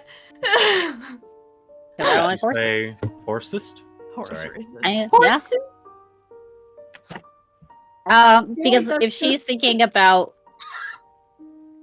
I don't even know anything about horses, but probably like a draft horse, to be Okay. honest, is what she would summon. So, Fucking Destrier. you conjure, Unfortunately. using the magic from the wagon, a draft horse.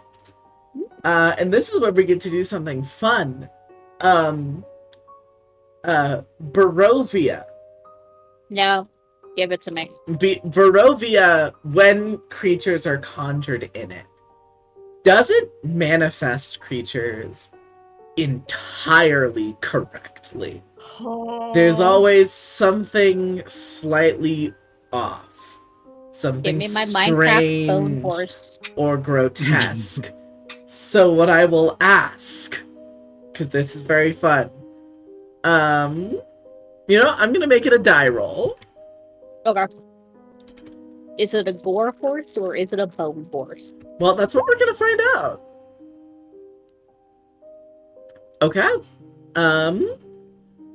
Monkey. Or rather, Ariel.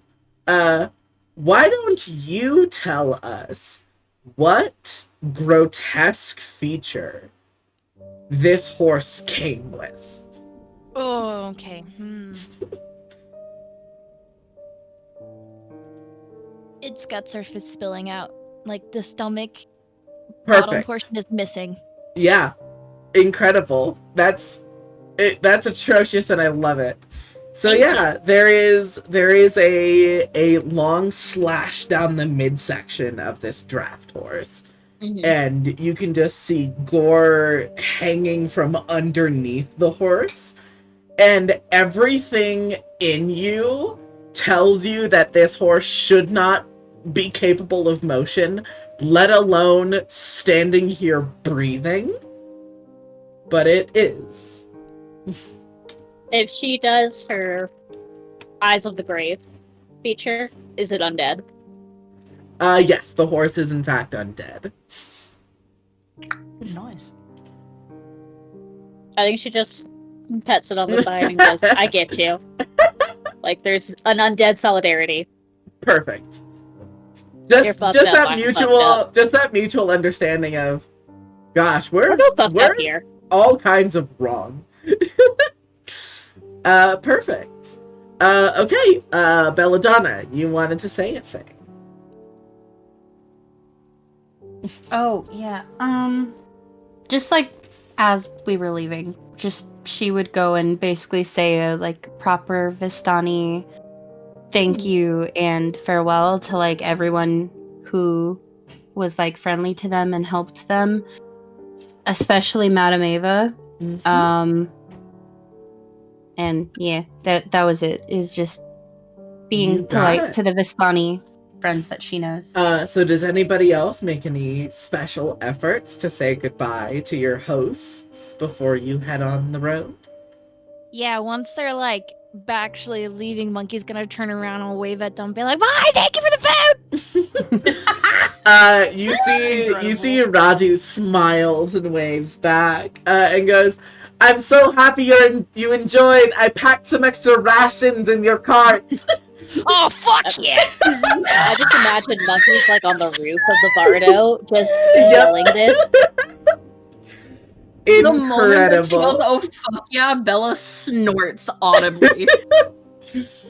See, it's the best part because you have one party member who does not eat food, which means you're not losing any Extra portions. rations. You're not losing any portions from Monkey eating seconds at every meal. God damn it. I just glad my Incredible. food Feel that it's I'm the child. growing. I'm growing. I need all the food. I'm gonna be big. Yeah. Big, strong, badass woman at one point. Speaking of food, we actually forgot to do a little scene with Shush. Did I forget? Or is this actually the perfect I segue into that? I forgot. Right quick before we get to it, anybody else, any special way that they're saying goodbye to the Vistani? I would have said thank you. Saoirse would have said thank you to all the people who prepared the wagon. Mm-hmm. And it's more of like, less thank you for all the food. Thank you for the really cool wagon. Yeah, hell yeah. Yeah, because Wagon is sick. it doesn't make sense for sheer shit. I thank someone for the food.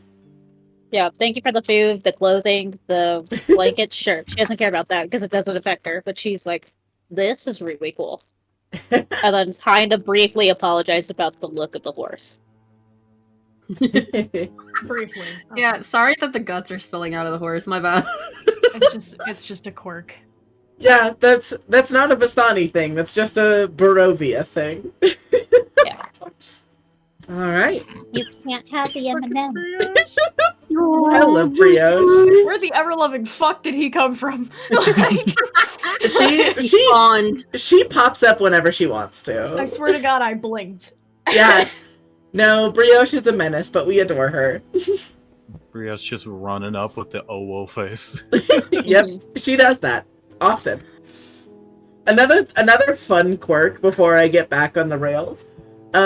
We just got a heated blanket, and if brioche hops on the bed while you have the heated blanket on, she just melts into it. Like, Aww. I thought it would be a big thing for the cats. It's a really big thing for brioche of just laying on the heated blanket and just basking in it. My heart. All right. I love Brio. I love her too. We adore her. So, continuing onwards. You all hop in the cart, get all of your things ready. Is there anyone? Sorry. I'm watching Poppy play with Brio shit. Oh, I gotta get focused! We must stay focused! We must stay focused, Okay. my brother. We must stay focused, brothers. So, is there anybody who has proficiency in land vehicles? How would I see The moth. proficiency in that? I can't drive.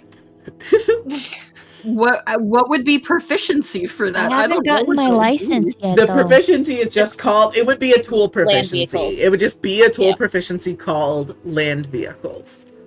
Oh yeah, I definitely don't have that.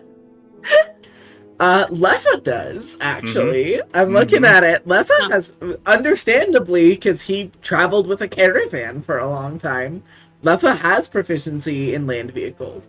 So it looks like would hope you know how to drive. Leffa's our driver. Right. Ah, yes. We don't trust the Fae to do anything, but Rolling he's up. driving, cooking, everything. Rolling up in a carriage that a fae is driving a dead horse.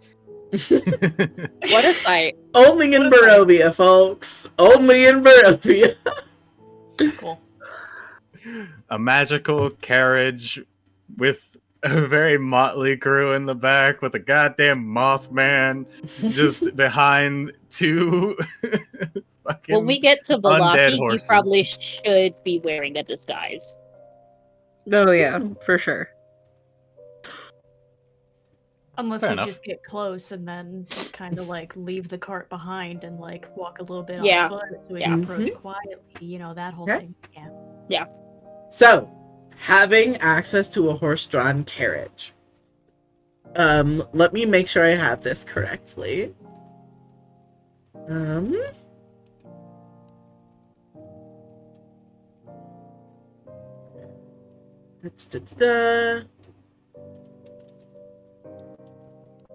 Travel rules are always hard to find.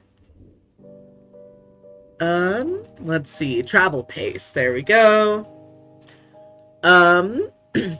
Mountain vehicles. Many animals move much faster than humanoids for longer periods of time. A mounted character can ride at a gallop for about an hour, covering twice the usual distance. Characters in wagons, carriages, or other land vehicles choose a pace as normal, but can ignore the travel penalties. Okay, so you can move at a fast pace, and shave off, it was 8 hours. So you can shave off 2 hours and get back to the village of Ivlisgrad in 6 hours instead of 8. Okay. Okay. Really quick, while everything is being set up, Lefa, you notice Shearsha having just conjured the horse, sort of settling in with the cart. The rest of your compatriots are still getting ready. And you have a little concoction that you made for her. May I ask you a question, Sal? Yes. Because of someone in his past, Uh-huh. would he know that this actually has a taste to it, even for the undead? Yep. It does. Yep. Good. It's got flavor. A lot of it. A little bit more irony than normal, but a lot of it. Yeah. I think he would cautiously, in the same way that he did for Belladonna, like trying not to come off as a threat, he would approach Shersha. Mm-hmm. I understand you do not trust me, but I do want to give you something, if it is okay with you. No strings attached, just a simple pastry. I think Shearsha turns towards you, deadpan as ever, like a brow raised, and she goes, "Hello to you too, Lefa." We don't conversation. You don't go, "Hey, I know you don't trust me. Here's a pastry." You say, "Hi, Shearsha. I know you don't trust me. Here's a pastry." Poppy, I love you. Poppy, I love you. You can tell that even though her face is neutral, her tail is swishing in amusement. First of all, hi. Bella and Monkey are watching in amusement as well. Incredible. I was kind of assuming that they did do like little introductions. I need to stop assuming that. Nope. What happened? Hi. Hello? You just walked up to her and go, "Hey, I don't trust you." And she's like, "Okay, first you just came up from behind me, and now you're giving me a suspicious pastry. No hellos?" So I think if I go ahead. misworded it, then I apologize, but I think I said, "I know you don't trust me." Yeah, It's that's how not you- that I don't trust you. Yeah. Yeah, no. She gets that, but it's like, wow, what a way to start off a conversation. "I know you don't trust me. Here's a pastry." You want cream puff? Let me guess. Someone stole your sweet roll. Let me guess. Someone stole your sweet roll. God damn it, Shut I up, want to play Strahd. Skyrim now. Yeah, so she's just like looking at you expectingly to see how you recover from that. Yeah. Took a little tumble in He- the conversation, Lefa. How do he you get out kinda- of it? He kind of, in the same way that I'm doing right now, he kind of opens his mouth a little bit, trying to like take a breath in to speak, and then lets out that breath. Just like, I don't know. You really threw him off. Yep. This is why the tail is swishing. Very pleased with herself. Oh yeah, seeing a fairy lost for words is a rare delight. I'm happy that this is of amusement to you. But yes, you are right. Hello. I do apologize for not saying a greeting. Nevertheless, while I was with cooking with everyone, I made a snack for everyone. And an old friend used to really like me mixing certain things together and making this. So I wonder if you have the same... What's the word? What's a good word for this? If you have a similar fondness, potentially. Mm-hmm. And you are presented with a rich, dark chocolate glazed log donut that has been piped with a pork's blood meringue throughout the center of it. Bold to know if I know what a donut is. I don't think so. There's just some kind of pastry that she's looking at there, Yeah. probably. What is this fey pastry type of shit? What the fuck are you? She lives in a village. It's gonna be very rare to have that kind of sweet confectionaries.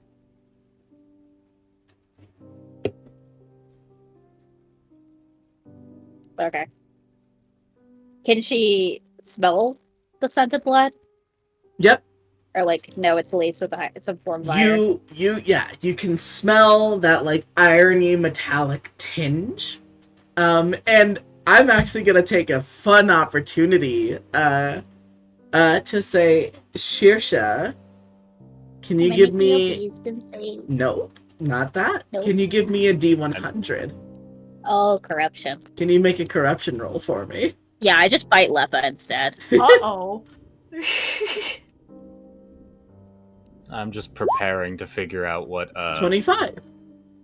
For the briefest moment, there's this crawling urge in the back of your neck. You know the Fae are unsafe.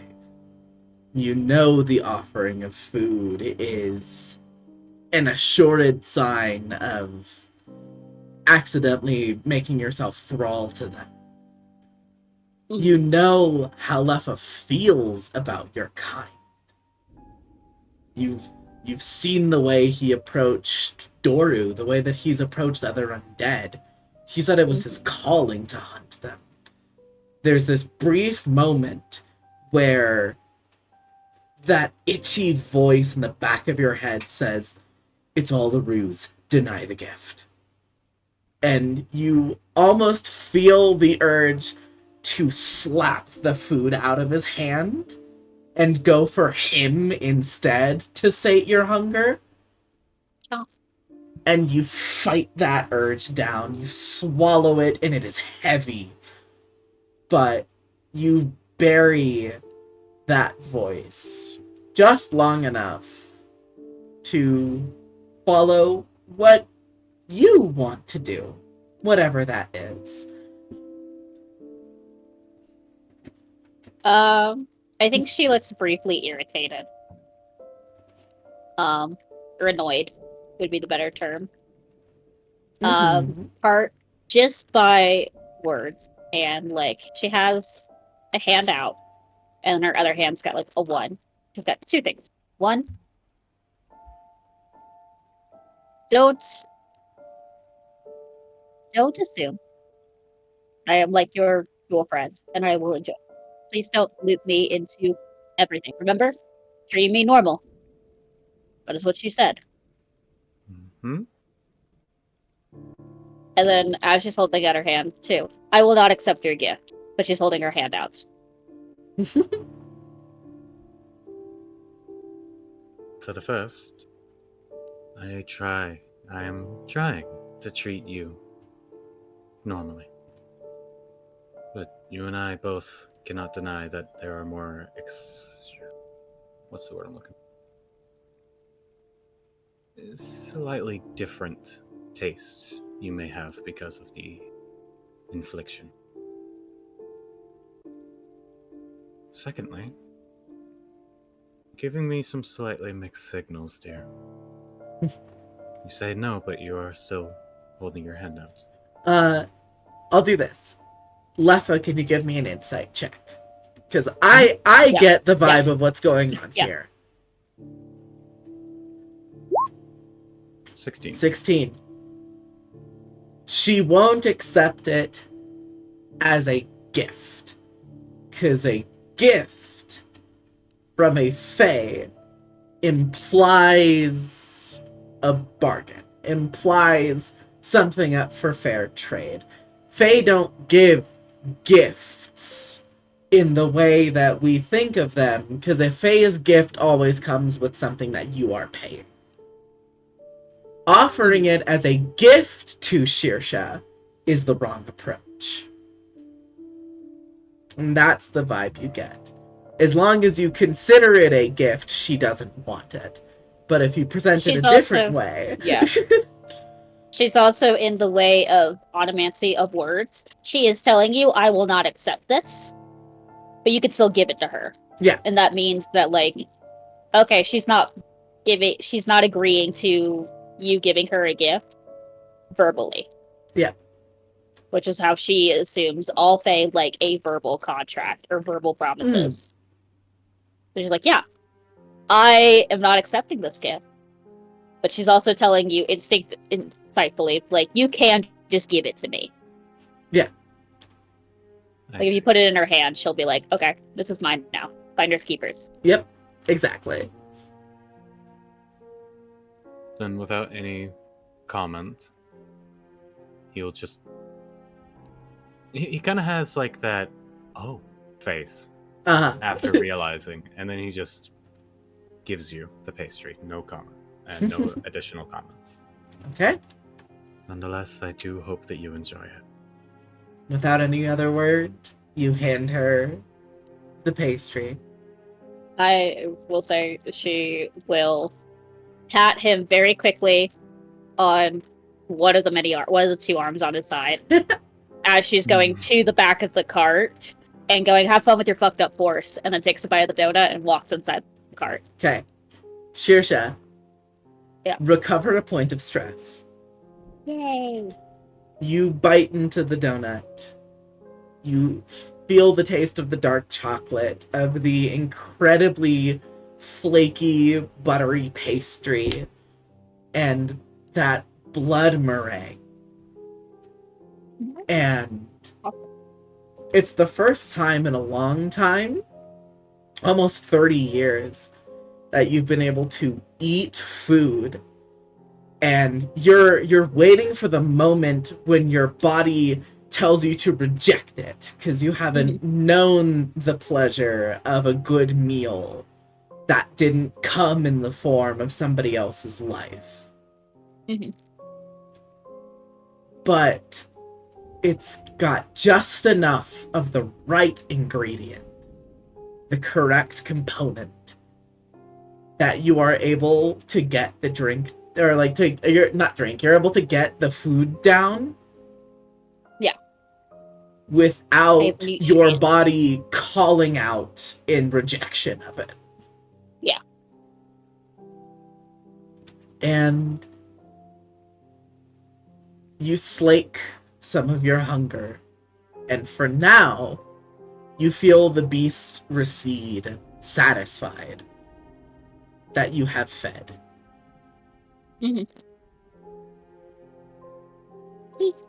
Okay? I don't have to worry about accidentally biting Kolyon. Oopsie. Well, no one is around. Oopsie. Oopsie. You don't want Kolyon's blood anyway. It's rank. Hey, food's food.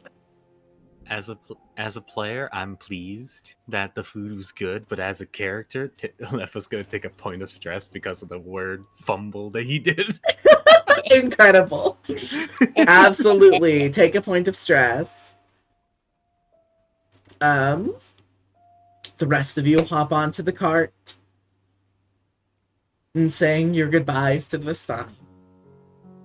You hit the road. Lefa. Currently, you are guaranteed to get to the village of Ivlisgrad within 6 hours. I would like a roll with your land vehicles proficiency. For this one, you can use wisdom, since that's what you use for survival, which is what you use to traverse terrain. And if you beat a 15 or higher, you find a shortcut you are able to take through the brush that will save you a total hour of travel time. And if you roll below a 5, you get slightly off track and take an extra hour to show up. Okay. Okay.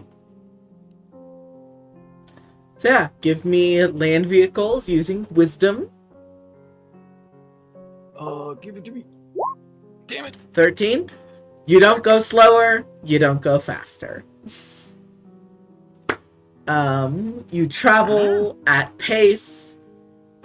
You sum up a potential shortcut and decide that it might not be that fortuitous for you to follow it, so you continue on the main road. And can anybody roll me a d12? This is for my random encounters. Now, I'll tell you exactly how this system works. When you are rolling a random encounter at my table, if you roll between a 1 and a 10, nothing happens and your journey goes unimpeded. An 11 is a difficult encounter for a combat, or a stressful encounter for just regular overworld shenaniganry, and a 12 is a harder combat or a significantly more stressful random event. And I see a 3 from Belladonna. We got a 3, we're Gucci. So you travel undistracted and unimpeded by the terrain and domain of Barovia. And you head back down the current of the River Ivlis, following it closely and making it back to the village of Ivlisgrad. You park the carriage a couple of yards away from the main gate. And I imagine once you all leave it, Shirsha, you have the carriage dispel the steed and cast Hidden Shelter. And the carriage blends in perfectly with the surrounding foliage and cannot be seen from a distance. She's obviously very happy when she gets to do this. Mm-hmm.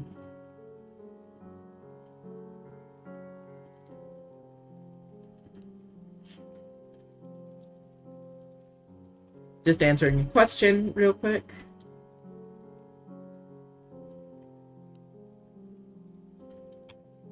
Mm-hmm.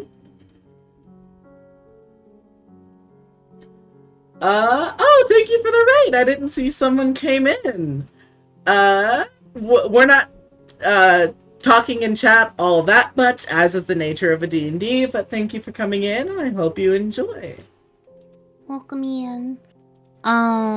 Really quickly, I forgot to mention this, on our last session.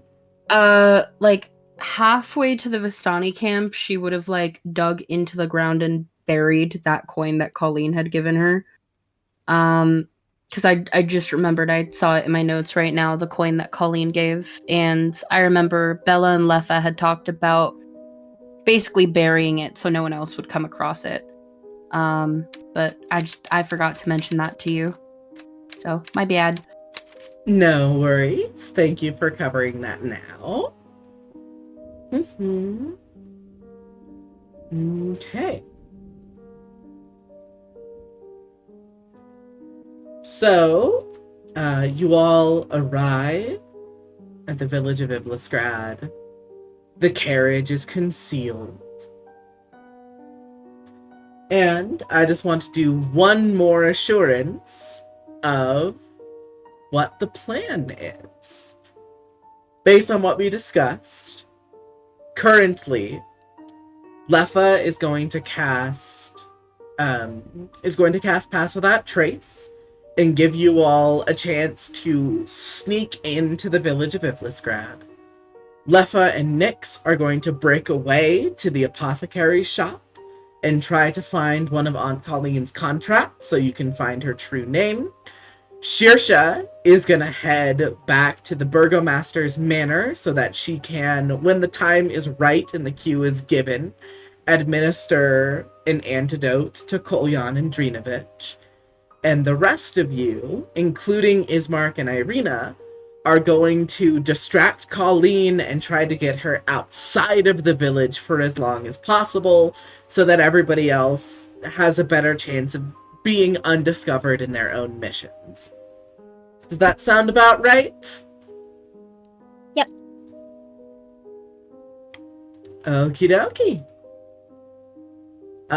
Then in that case, Lefa, you cast Pass Without Trace. I will need a whole round of stealth checks from anybody. Ismark and Irina will not be stealthing because they plan to be a distraction for Colleen. But if Monkey and Belladonna want to be stealthed so that they can get the jump on Colleen if something goes wrong, both of you can make those checks. And remember, everybody gets a plus 10 to whatever their result is. So if I can get some stealth checks.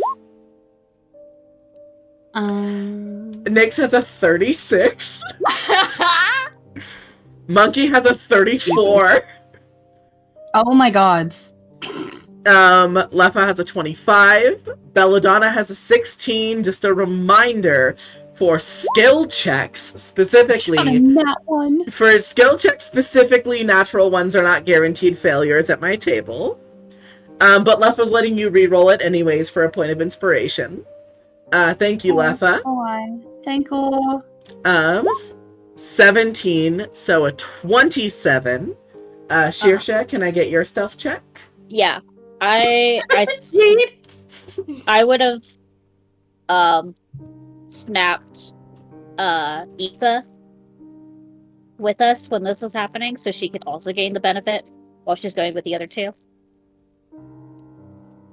Yeah. If she's still alive. Yeah.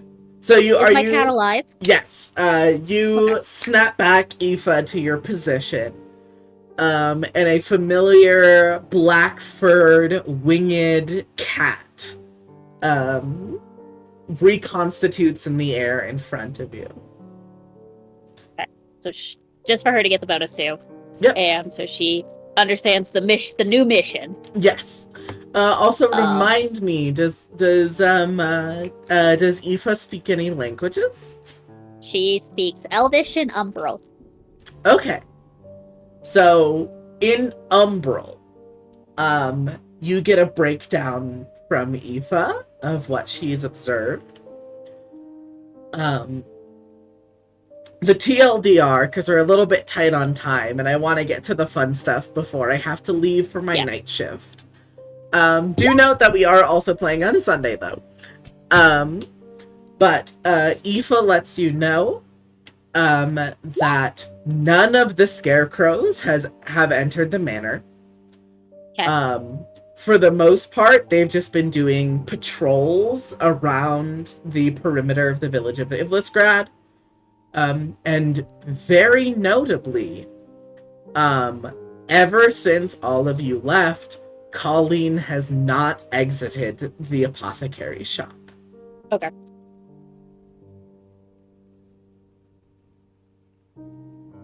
Cool.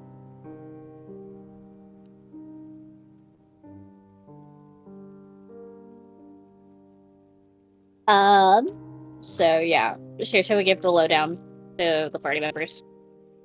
As she vanishes from time itself. Mm-hmm. Okay. Oh, yeah, because I see you got a crit on your stealth check. Okay. So, rolling it back, with all of the plus 10s added on, Nyx gets a 36, Monkey gets a 34, Lefa has a 25, Belladonna has a 27, Aoife has a 25, and Shirsha has a nat 20 35. So as soon as you all decide when to break out and head off into different directions, all of you are gone. You have fully faded into your surroundings with the help of a little magical boost from Lefa. And none of the scarecrows even look in your general directions as those of you who are getting into the village fan closer to the main gate. And you see for the first time, Ismark reaches into a pouch and takes out an iron coin and holds it up to his mouth, and says, "Auntie, could we have a word? You told us not to come into the village, so we're waiting outside of the eastern gate." You don't hear her reply from the other side of the coin, but Ismark looks in the directions where he knows Belladonna and Monkey are hiding, even though he can't see them, and just says, "She's inbound." The skeletons start raising up the portcullis. Not skeletons, the scarecrows start raising up the portcullis. You see, after a little bit of time, the lumbering, massive figure of Aunt Colleen making her way out through the gate. And before it snaps shut, the three of you sneak inside and the gate closes behind you. And you are in the village. Yeah. Sorry. So we are going to break this into 3 groups that we are going to hop back and forth between. We're gonna go from lowest stakes to highest stakes. So, Shirsha, you break away and head in the direction of the Burgomaster's Manor. You make sure Aoife stays with Lefa. Yeah. Okay. You break through. You see, just like you've seen before, the stone wall and cold iron barbed fences on the outside of the perimeter. There are scarecrows walking around the perimeter, but you see notably none of them pass through the front gate. If you had to guess, it's because of the cold iron that surrounds the wrought fence. Even though they are not fey creatures, their ties to Aunt Colleen bar them access from crossing into that perimeter. Yeah, because they're not invited. Yeah. But you have no such issue.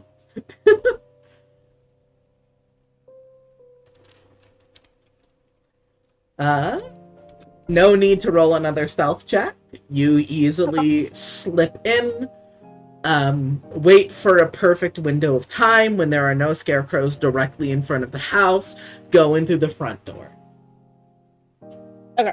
Closes behind you. You see the interior of the house is exactly as it was before you left it. You have the antidote on your person, and you head up the stairs to Kolyan's room. Is there, because you know you have some time for them to discover where the contract is. Is there anything else Shirsha looks for in the house now that you're back here? I was seeing if she needs to prepare any of her spells.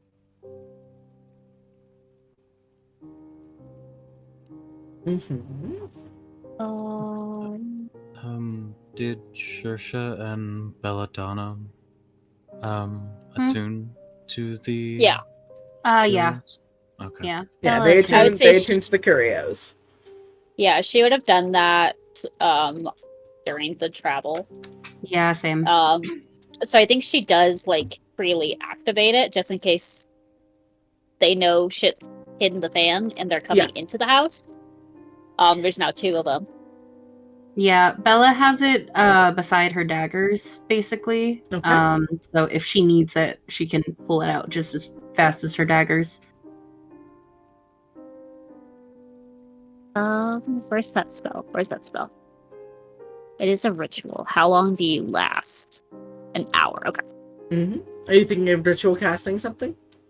Yes, but 10 minutes means very little in the grand scheme of things. I mean, you still have kind of that amount of time. So I will give you just the full-on go-ahead. You do have time to ritual cast something before Leffa and Nyx will be able to grab the contract. Do I want to do it, though? I will let you ruminate on that, and we're going to hop Yeah. over to another scene, and then you just tell me at any point Yeah. whether or not you're casting the spell. Okay, will do. So, we cut to the second highest stakes. Belladonna and Monkey, both of you are hiding nearby, and keeping an eye out just in case Irina or Ismark give you the go signal, and the plan changes from distract Colleen to take her out. Mm-hmm. But I will say you are close enough that you can still overhear everything that is happening. Yeah. Bella would make sure, since they've been warned about the strength, that they're not close enough where Colleen could hit them if it does go south. Yep. Colleen does have long arms. She doesn't have arms long enough to hit any of you. Yeah, she's just like worried still. She saw how she fucking wrecked that door at the church, so... Mm-hmm. Okay. So, the massive, imposing figure of a powerful Annis hag, built like a tree and twice as thick as the trunks. She lumbers closer and closer to Ismark and Irina. And she stops a good 15 feet away from them. And she smiles and says, I know I told you not to come back, but I did forget something that I needed. So it's actually wonderful that you came around this time. Well, get to it. I beg your pardon. Oh my god. You have something you need from us. Let's get to it. And you see Colleen is a little bit taken aback, and she goes, I wasn't expecting quite a rapid change of heart. It's almost a little too convenient, don't you think? And you see Ismark says, we could just walk away. And you see her brow kind of furrows. No. Let's not get to that quite yet. You came here to bargain, and that's my favorite language to talk in.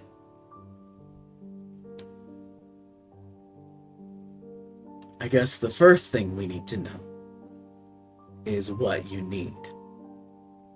It sounds like you already have a very powerful artifact now at your disposal. Yes, that is true, but I don't quite have the means to harness it. That's something I need your help with. As much as we want to help, we need specifics. Of course. In the history of the village of Ivlisgrad, there was a woman by the name of Sasha Ivliskova. You see, Ismark and Irina both have a look of recognition at the name. She's the ancestor of your house, and part of where the name Ivlisgrad comes from. The village of Ivlisgrad, the river Ivlis, Sasha Ivliskova. And she was a druid, and a mighty fine one at that. Quite powerful. Served the ladies three in good name and good faith. And she got bestowed one of these stones for her servitude. And you see Aunt Colleen takes out the stone, now plucked from the amulet Donovich had, which is now in my possession. Unfortunately, it's dormant. It's like a sleeping babe, all curled up nice in a blanket. And if you wake it up too violently, it throws a fit. So, I have to find a more tender way to wake up the latent magic. And that's where the both of you come in. There's a staff that Sasha had.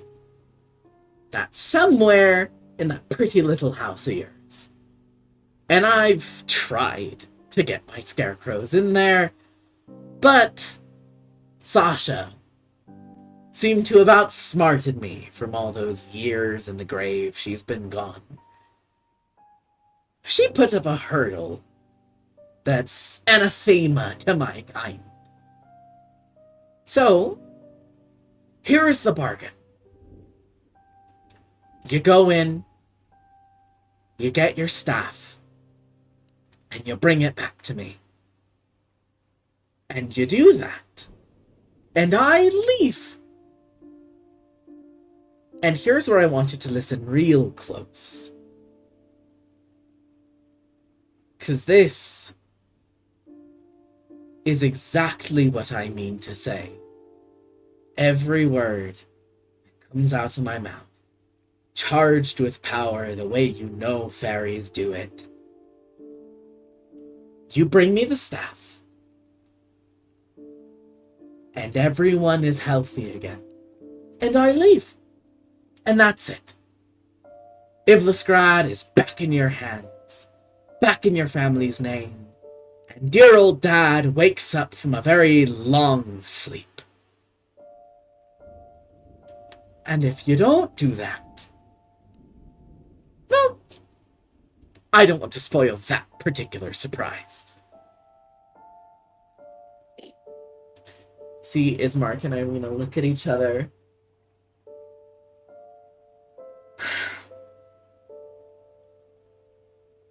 And we get nothing. Do you see, she kind of gets taken aback. She goes, "You get everything. What do you think you're playing at, boy?" The only reason anybody is sick in the first place is because you made them that way. So, if the only thing we get out of this bargain is you fix the thing that you broke in the first place, we don't actually get anything. And you see, shocked, a little bit proud, and very annoyed, Colleen leans in even closer and says, Not that I don't mind the spunk, but what makes you think you're in a position to bargain back?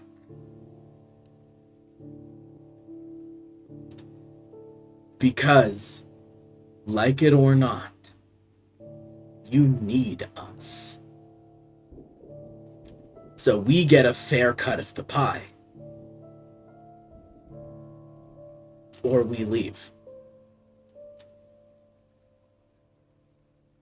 You hear the grumble coming out from her, and she goes, all right.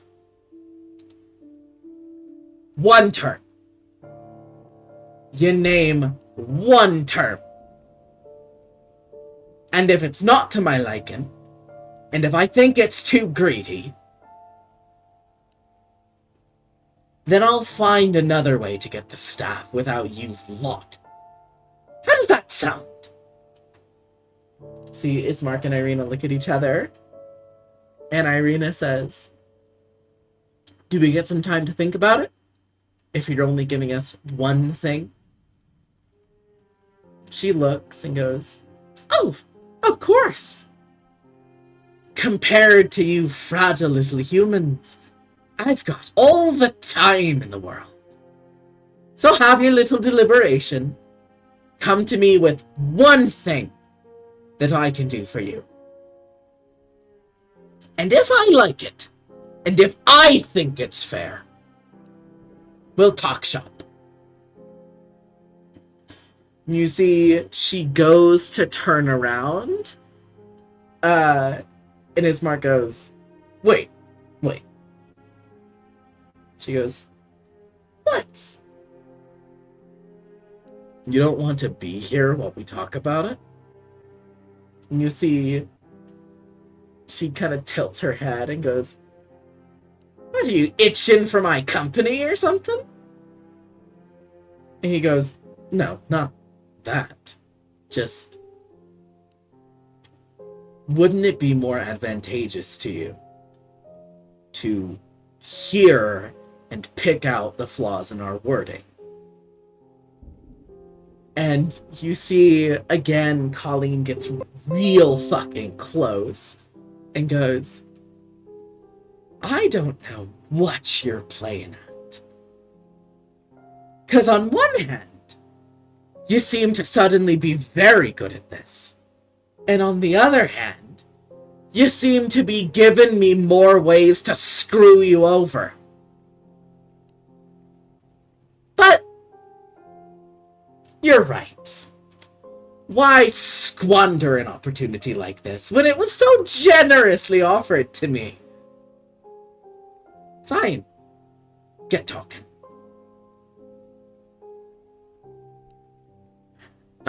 And here's where the important thing comes in. Ismark has advantage on this because Irina is helping him. Uh-huh. Ismark is making a deception check against Aunt Colleen's insight. Okay. To see how well he is able to convince her that there's no other ulterior motive present here in what they're doing.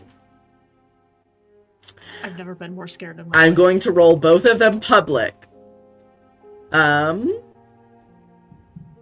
Would we be allowed to intervene with inspiration? Yes, you can give Ismark inspiration for this. Good to know. Okay. Very good to know. Ismark is proficient in deception, Okay. but even with proficiency, only has a +3. Yeah. This boy doesn't want to be the burgomaster. All right, so Talking. rolling it in front of the board. Oh, I had an alarm Yeah, go off. there's That's our- my bad. Okay, rolling it in front of the board.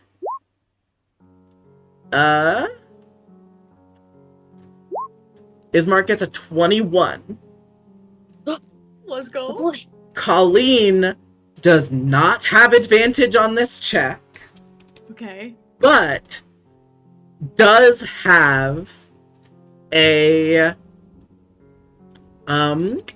does have a +5 to insight. Rolling this in front of the board. Colleen rolls a 22. Oh my god. It's okay. We That just is- gotta kill her twice. Okay. 10% chance. Wait. Does somebody want to give Ismark inspiration? What But it if could you get- I will. rolled I got a maxed 20? out inspiration. Okay. You There's need to a- roll Mark a off 19. inspiration from your sheet.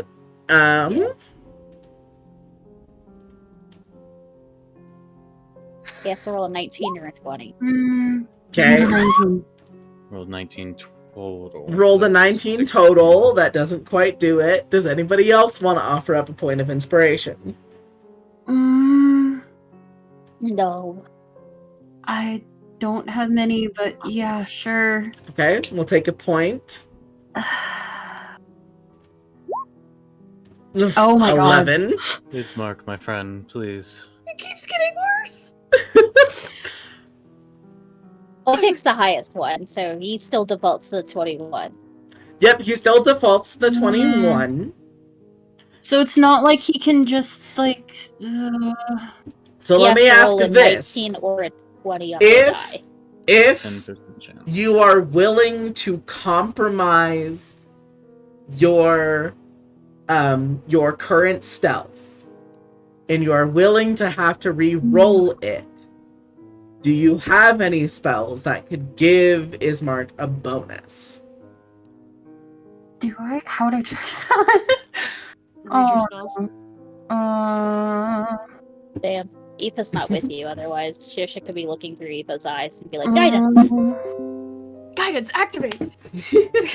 No, she's No, I with the don't- other two bozos. I don't have guidance, and I doubt calm emotions or detect thoughts is going to do jack fucking shit. I have about 30 minutes left, so success or fail here, we're moving on to the rest of the group. Oh my god. Did they get in at least while? Oh, yeah, well, we got we're getting to that. Yeah, we are doing the other group last. What spells did you say that you feel in a I doubt they're gonna do Okay. anything. I have calm emotions, detect thoughts, and mental barrier that are the only like non-damage spells, and I doubt that's gonna do jack shit. Mm-hmm. Okay.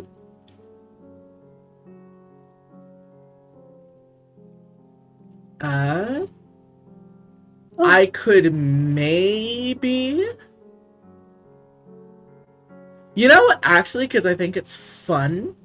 This isn't the intended way to cast the spell. If you are willing to re-roll your stealth check, I will let calm emotions, if Colleen fails, put her at ease and make her less skeptical and give her a small penalty to her roll. Yeah. Okay. Okay. So, What do I need to roll for the stealth to work? so I will tell you straight up, Colleen's passive perception is 15. So you need a 15 or higher. No, a 16 or Okay. higher. Okay. You need to be one above her. So, first things first, Jesus you fucking will remain stealthed. That's very important. You rolled a 22. What is your spell save DC? Spell save is 15. 15.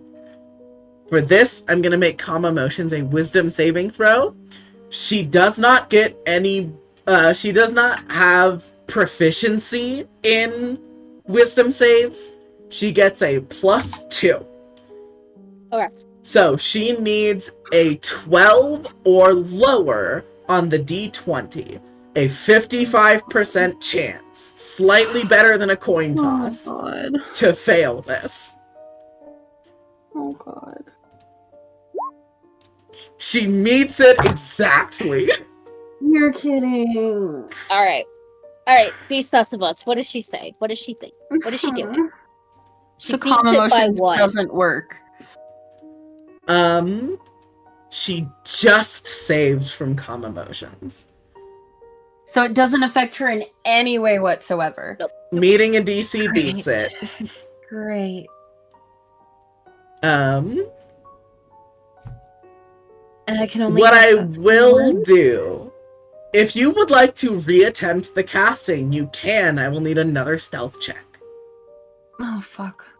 So, what I will say, this insight deception roll isn't a she catches his mark in one moment.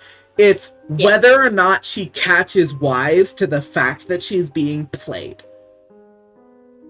So, you have a window of time in the canon to take a second attempt at the spell. Or do you want to be down all your second? Do you want to be down all of your second level spell Yeah, slots? that's Is why the question. But I'm also not gonna keep do in mind, you can convert your sorcery points into another spell slot if you are willing to lose the sorcery points. Yeah, I'm not gonna risk losing more Okay. second level spell slots than I need to. I'm curious, what meta magics do you have as a sorcerer? How would I check that? They should just be on your sheet. Is it in the features and traits thing? Yes. Psionic spells, telepathic speech? Uh, I don't know. oh, It's like hold subtle, on. Did you? Hold on. I don't think you have meta magics on your sheet. You should. I don't think you added meta magics. Okay. So, we talked about doing that and then we never did it. We never did it. Okay. So, I forgot about that. I'm going to pitch you a meta magic, and you just need to tell me genuinely if you think this is a spell or a meta magic Belladonna would take. Okay. Heightened spell lets you spend 3 sorcery points to give the target of a spell disadvantage on the first saving throw they make against it. Is this a meta magic that you can practically see Belladonna having and using for the rest of the campaign? Giving somebody disadvantage on a spell of hers. I forget, do we regain sorcery points? Yes, you regain sorcery points after a rest. Okay. You know 2 meta magics at this level. Do you want to commit to having heightened spell be one of them so you can right now give Aunt Colleen disadvantage on the save? Yes. Okay, you got it. You add heightened spell to your sheet. I'm gonna make a second roll for Colleen. That's a 4. She fails. Okay. I'm subtracting a d4 from Colleen's roll. It's a 22 and a 21. You want Colleen to score under, so you want a 2 or higher on this d4. That's a 2. Oh my god. Okay. Thanks to your efforts, Belladonna, it's real close. Aunt Colleen does not catch wise to the ruse. Whew, boy.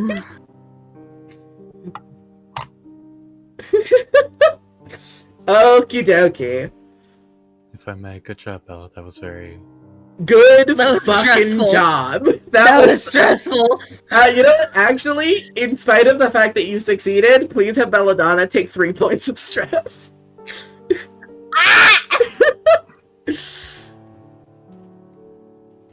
Okay. This is why you must watch what you say when the DM is listening. Bingo bongo. Alright, so now we cut to Nyx and Leffa. All right, Nixie Poo, we got this.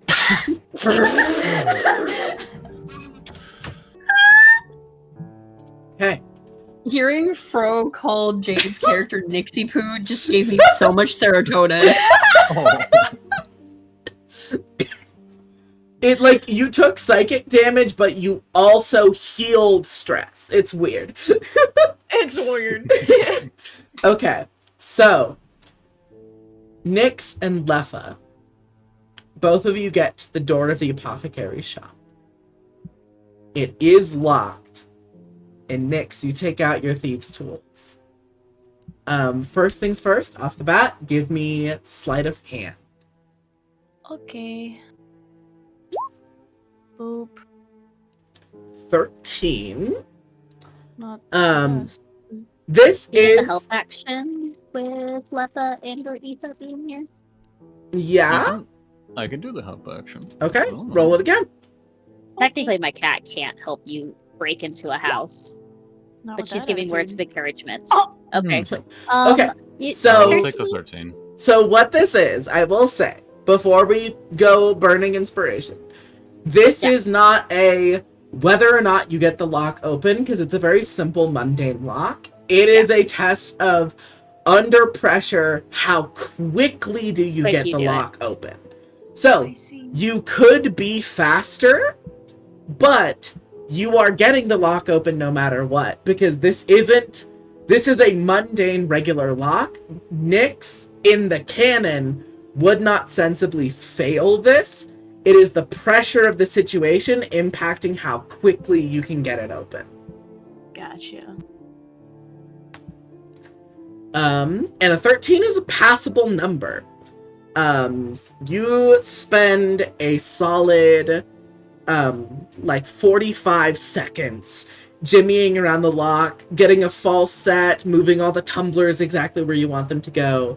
And with one movement, it clicks open and you've got the door.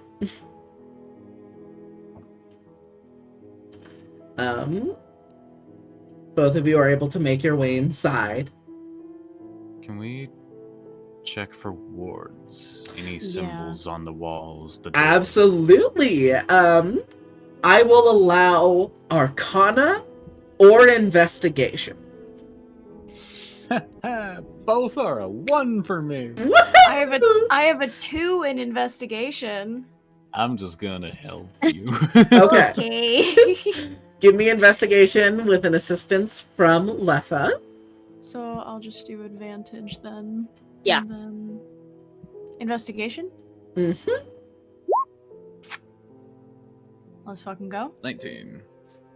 Nice. 19. Not in the main chamber. You move around through the apothecary shop, you get behind the service counter, and you see a back room. And as you are looking over, you see the faintest little markings of chalk lines on the door. And the pulsing, thrumming magic of a glyph of warding that is placed on it.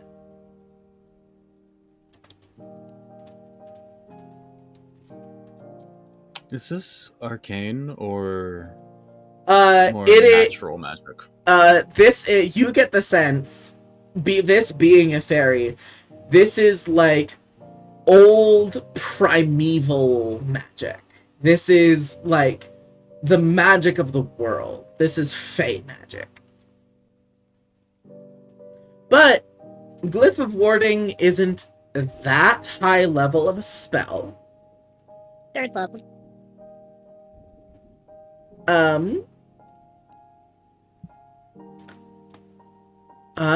Let me read over it really quick, just to get, because being able to recognize the spell, you know the effects that you risk.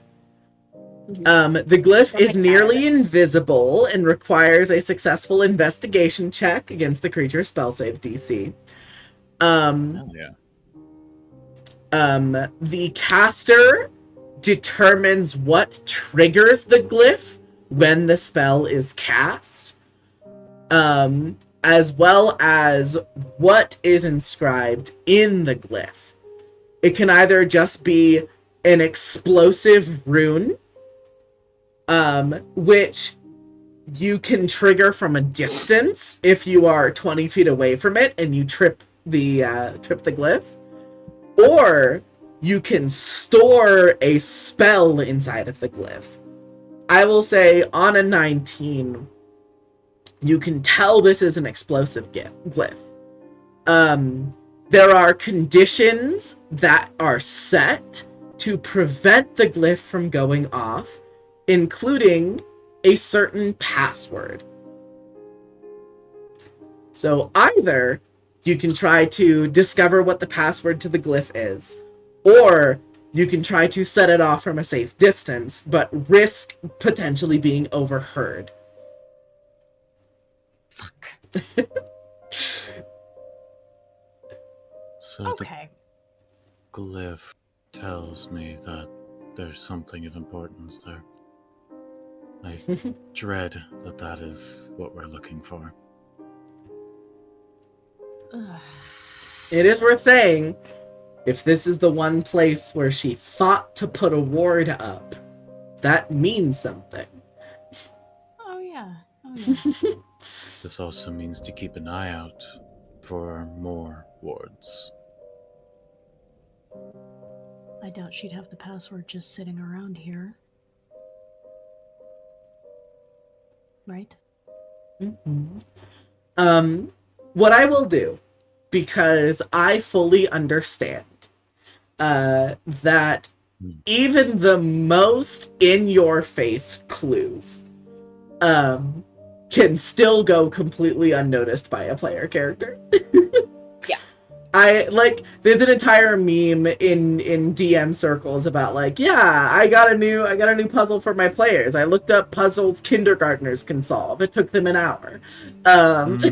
Yeah. I will let both of you make just straight intelligence checks to represent your player characters putting their heads together and thinking about possible options. Can I bargain with you, Sage, that I could do wisdom because street smarts? When it's put in that context, especially you also being a fairy, I will allow it. So wisdom from Leffa, intelligence from Nyx. Ahem. Wisdom Yeah, about because that. face smarts. Yeah. So that's a 10 from Nyx. That's a 17 from Leffa. He's just trying to figure out if there's anything in the room that is indicative of what the password would be. He's trying to figure out where he or some of his older friends, some of his more Fae-lining friends would hide it. What you are able to find, just purely based on you being lucky about the time where you pulled Colleen out from the study, she has a journal sitting on one of the tables behind the service counter.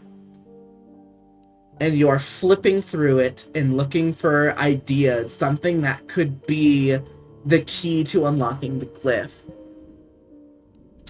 And you see in one of the more recent pages, being a fairy, you can detect a word that is powerful or meaningful to another Fae, because the magic of words is the thing that is core to your being. You see the last page of notes about how she's gotten the stone and she's gotten rid of 2 problems that she had to deal with. One being the spawn, and the other being those nosy little brats. And you see much more scribbling and theory crafting. And then one line at the bottom that says, "All I'm missing is Sasha's staff." And you feel the power and significance of the name Sasha to this fairy. and you got it.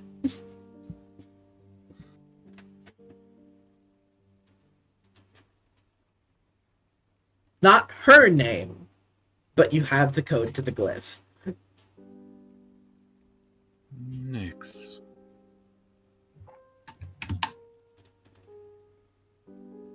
As I'm Yes. sure you're very well aware, words mean a lot to my kin. There's something about this name. Something deep. And I feel it is what we're looking for. He says as he's like pointing one of his fingers at the name Sasha. Mm-hmm. It could warrant at least an attempt. Okay.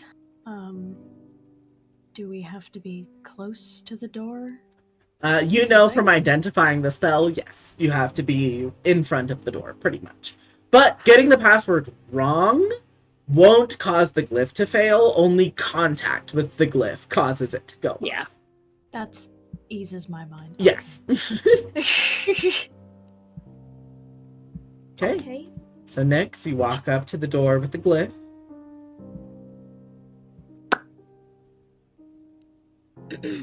And she's just gonna say, Sasha.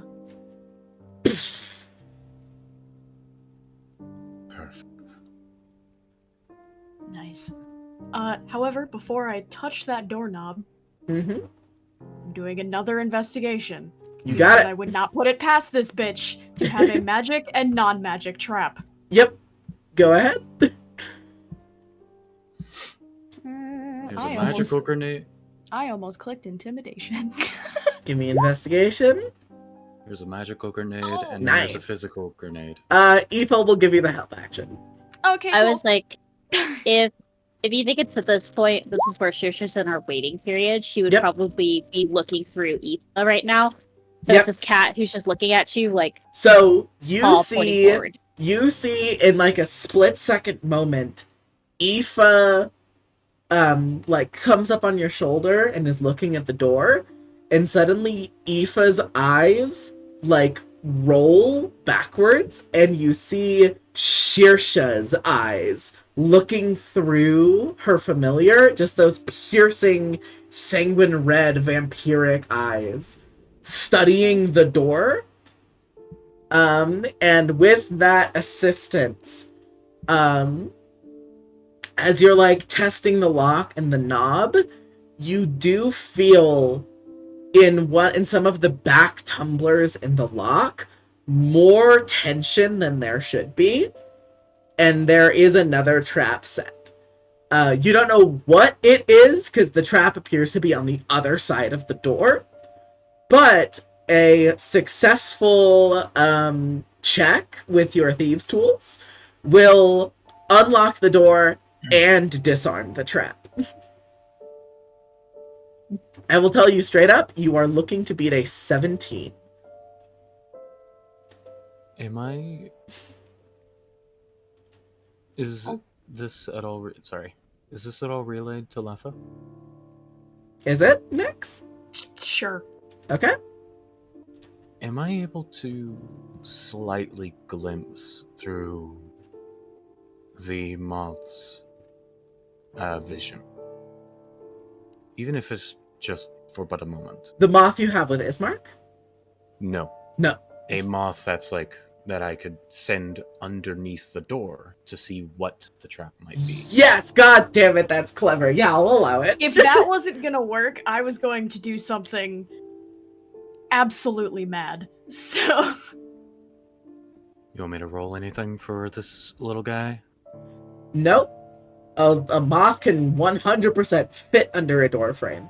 What I need for you is also an investigation check. 3.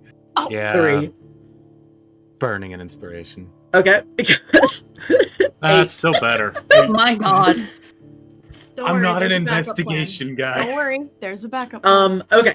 So you don't get specifics, but you see a thin, like fishing wire that leads to a mechanism in this back room.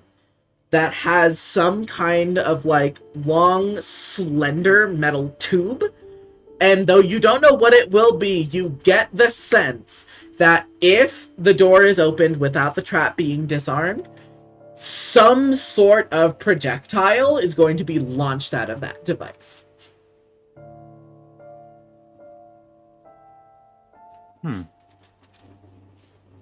Okay, well, he'll just relay as much information as he has understood from the situation. Mm-hmm. Okay. That information is relayed. Nyx, you have advantage because Aoife is assisting you. I need a 17 or higher on a sleight of hand roll. Before I do that, I have 2 questions. Okay. I have 2 answers. Question number 1. Mm-hmm. Would the DC to disarm the trap be smaller if I was on that side of the door? Just answer the question. Yeah, I guess, technically. Yeah, do your cool thing. Question number 2. Can I see through the keyhole? Give me a perception check. I'm not gonna give it to you for free. I'm not gonna give it to you for free. I know where you're going with this. You have to make some kind of effort. Yeah, you can. Alright. Uh, Here's what I shall do. Gonna look to Leffa.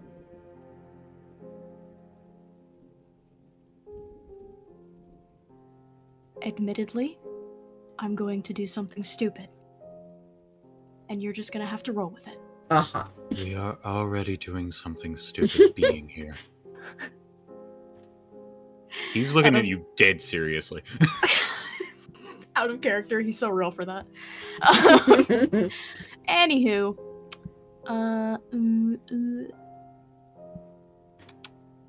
1 second. You use your Shidarkai teleport to go on the other side of the door, don't you? I Yep. sure do. Shroud of Nocturne. You see... That's fucking awesome. You see this wispy, shadow-like, ethereal material starts wisping off of Nyx's form and starts spreading across her body, down her shoulders, up her neck, until she's fully coalesced in it. And like a thread going through the eye of a sewing needle, you see that smoke condenses and narrows and slips through the keyhole and reconstitutes on the other side. To unlock, to break the trap on the other side of the door is a DC 10. That's more like it, baby! Anyway. I came up with the DC just in case. I should have known there was shenaniganry that was gonna happen. Yeah, give me a sleight of hand check. You need a 10. If I don't beat this, I swear to God. 16. Easily, now that you have access to the mechanism, you are able to snip the wire and slowly release the pressure on the trap so that it doesn't set itself off, and that trap is permanently disabled. You let the fishing line loose, you set the mechanism back in place. I will say, it was a volley of darts in a 15-foot cone, all laced with witch rose venom. Or witch rose poison. You open the door on the other side and let Leffa in. With a wave. 2 things. One thing out of character, second thing in character. First thing, we could have easily just opened the door and fucking ducked for cover. No, but this was cooler. That would It was fucking I gotta abide by the rule of cool. Second thing, Leffa just kind of gives a little smile. Okay. Door is opened. I will say at this point, no more traps. No more shenaniganry. This is perfect for ending this session. You see a case in one of the drawers in this back office bearing a tea-stained, long scroll-like piece of parchment signed by Kolyan Andrinovich and by Kikimora. Oh, that's how you add that name in here. And you have Colleen's name. Her actual, true Fae name. You can go first. Nix, your hand is raised. Actually, depending on what Lefa has to say, but if Lefa has something to say, that's fine. I was just excited because I have a perfect final line. Uh-huh. Lefa, what were you gonna say? Lefa, say your piece first. He wasn't gonna say anything. Aside from... You do hear something, though. Reika is buzzing. She is excited. It is a buzzing so loud and so full with like a battle lust that it's almost comparable to the deafening, droning, beating wings of cicadas. Mm. You have the contract. You have the name. All you need to do is give Aoife the signal to send back to Shearsha. She's obviously twirling around both of your legs, Mm-hmm. screaming in Elvish, "Can I do it? Can I do it? Can I do it? Can I do it? Can I do it?" I love it. Okay, but Nyx is going to pick up the contract, turn over to Lefa, and her eyes are... The look in her eyes is very manic. And she just looks at Lefa and just goes, "You know, something that you should know about me is that I've killed a lot of people. But I've never killed someone with a word." Oh, she's excited. She's excited. This is where it's definitely worth noting this is where it's definitely worth noting for those who forgot that Nyx started with the cruel feat. I'm so happy I recommended that. It's God, so I'm good. happy. Oh, she cruel, Okay. baby! So, you give the signal to Aoife. Shearsha, you receive the signal and administer the medicine to Kolyan. Yep. Belladonna Oh, God. and Monkey, you watch as Ismark and Irina are keeping the act going by debating things that they can ask for. You see suddenly Colleen's eyes widen and she turns around and looks back towards the village, turns and grimaces and goes, "You rat bastards!"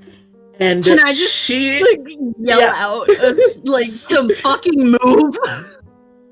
Yeah, you call out move.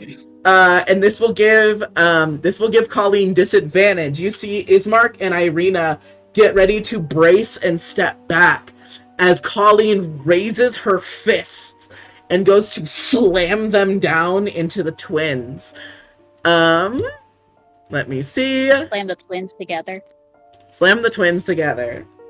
Like coconuts. Could I have been able to do something while she was like aiming at the twins, Yeah. basically? Okay. Okay. It will just break yourself. But you already broke yourself by yelling. I've already broken myself by yelling, yeah. Okay. Where was the thing? Where did it go? Okay. God So damn it, I lost it. Ismark's armor class is 14. Wow. Mhm. No, wait. No, wait. Hold on. For some reason, his armor's not on his sheet. He has scale mail. Or breastplate.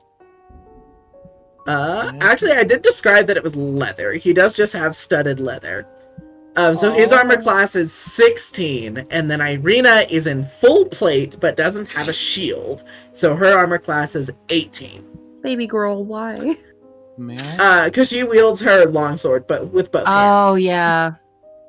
May I note something really quickly? Uh-huh. While you're getting the attack rolls up? Mm-hmm. Nyx, would you trust Lefa to hold the contract? Oh, I think I know where you're going with this. You still have the name of the Fae, so you know it already. The only thing different is just he's holding a contract. I do like the deliberation. I do have to go to work soon, so I do have to get this resolved. We gotta feed. So We could talk about it in the side chat. One attack with disadvantage against Ismark. She needs a 16 to hit. She rolls an 11. Second attack against Irina. She needs an 18 to hit. Oh! She got denied a nat 20, but still did land a regular dirty 20 on Irina. Even if she had a shield, it still would have hit her.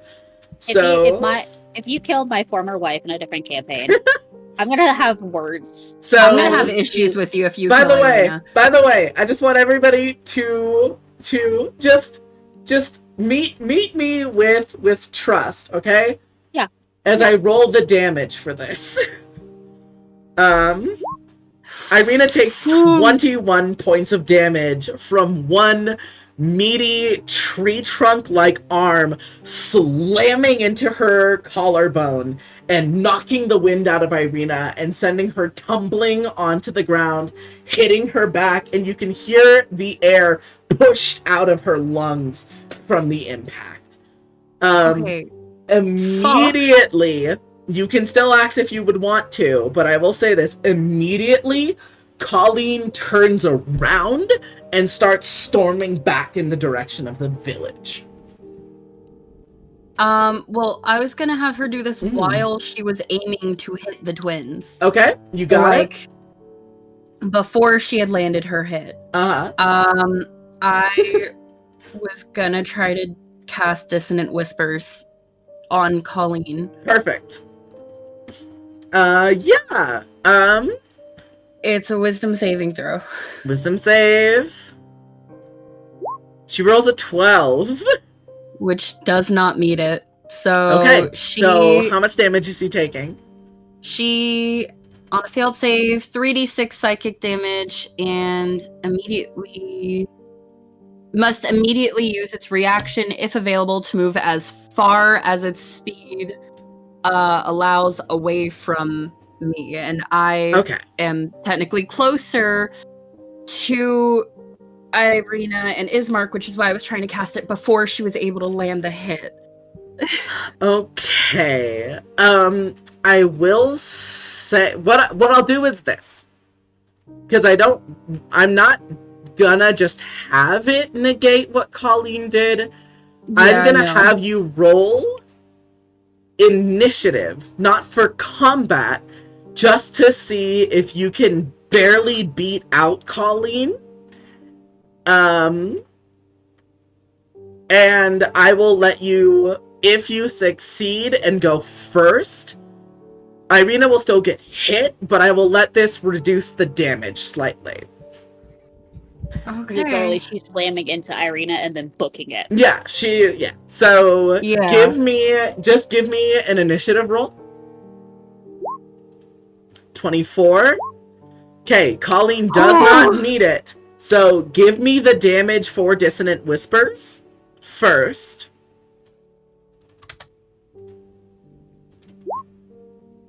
Oh, goddamn. 7. That was not great. Okay. Anything helps.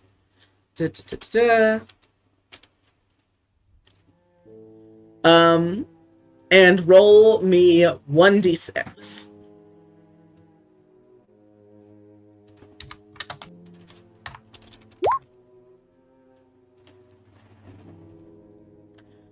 you reduce the damage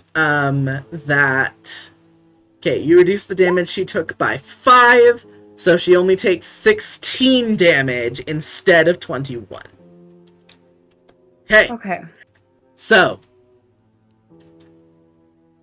in the next session, we will see the payoff of all of the work that the party has done to get the upper hand on Kikimora. She starts heading back into the village. She doesn't yet know that you all know her name. She only knows that Kolyan is better. And as far as she is aware, that is what all of the plot was giving medicine to Kolyan. So she starts storming in the direction of the Burgomaster's manor. Shirsha, you are holding down the fort there.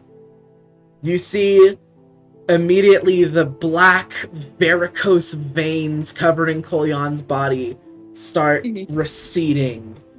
And he's losing a lot of the clamminess, and while his skin is still ashy, it's looking better, and more life gets brought into his dark complexion. While the gate is still open, Belladonna, Monkey, Irina, and Ismark follow suit in pursuit of Colleen. And Nyx and Leffa wait until she passes the corner and goes around the apothecary's shop and is looking away from them for you two to come back out and begin heading down as well. You see Colleen pulls scarecrows in with her to follow her lead. And the set piece for next session is Colleen standing in front of the Burgomaster's manor with Shirsha alone in the building and the rest of the party trailing behind Colleen and her scarecrows, waiting for the perfect opportunity to get the drop on her. You have a question, Abby? The spell that I was debating. She is casting protection from evil and good on herself. Against fairies? From the Fae. Yep. You got it. All right. Takes 10 minutes, so it lasts for 10 minutes. So she has that, and then she is probably going to be positioned. There's a balcony on the front.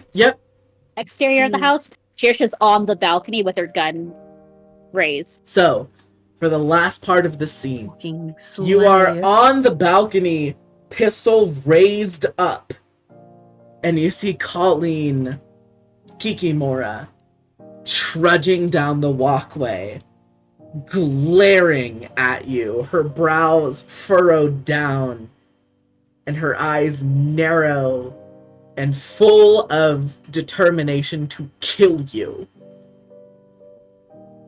From the balcony above, you hear her shout up to you. You better have a good explanation for whatever's happening here, or you're not leaving this town ever again. And that is where we will end tonight's session. I have words on my turn to tell her. Please join us this Sunday for episode 7 of Curse of Strahd, Kikimora's Fall. I'm so Hi, Brioche. Brioche wanted to join for you announcing the next Bye, episode. everybody. See you all later. Bye. Bye. Night. Good night.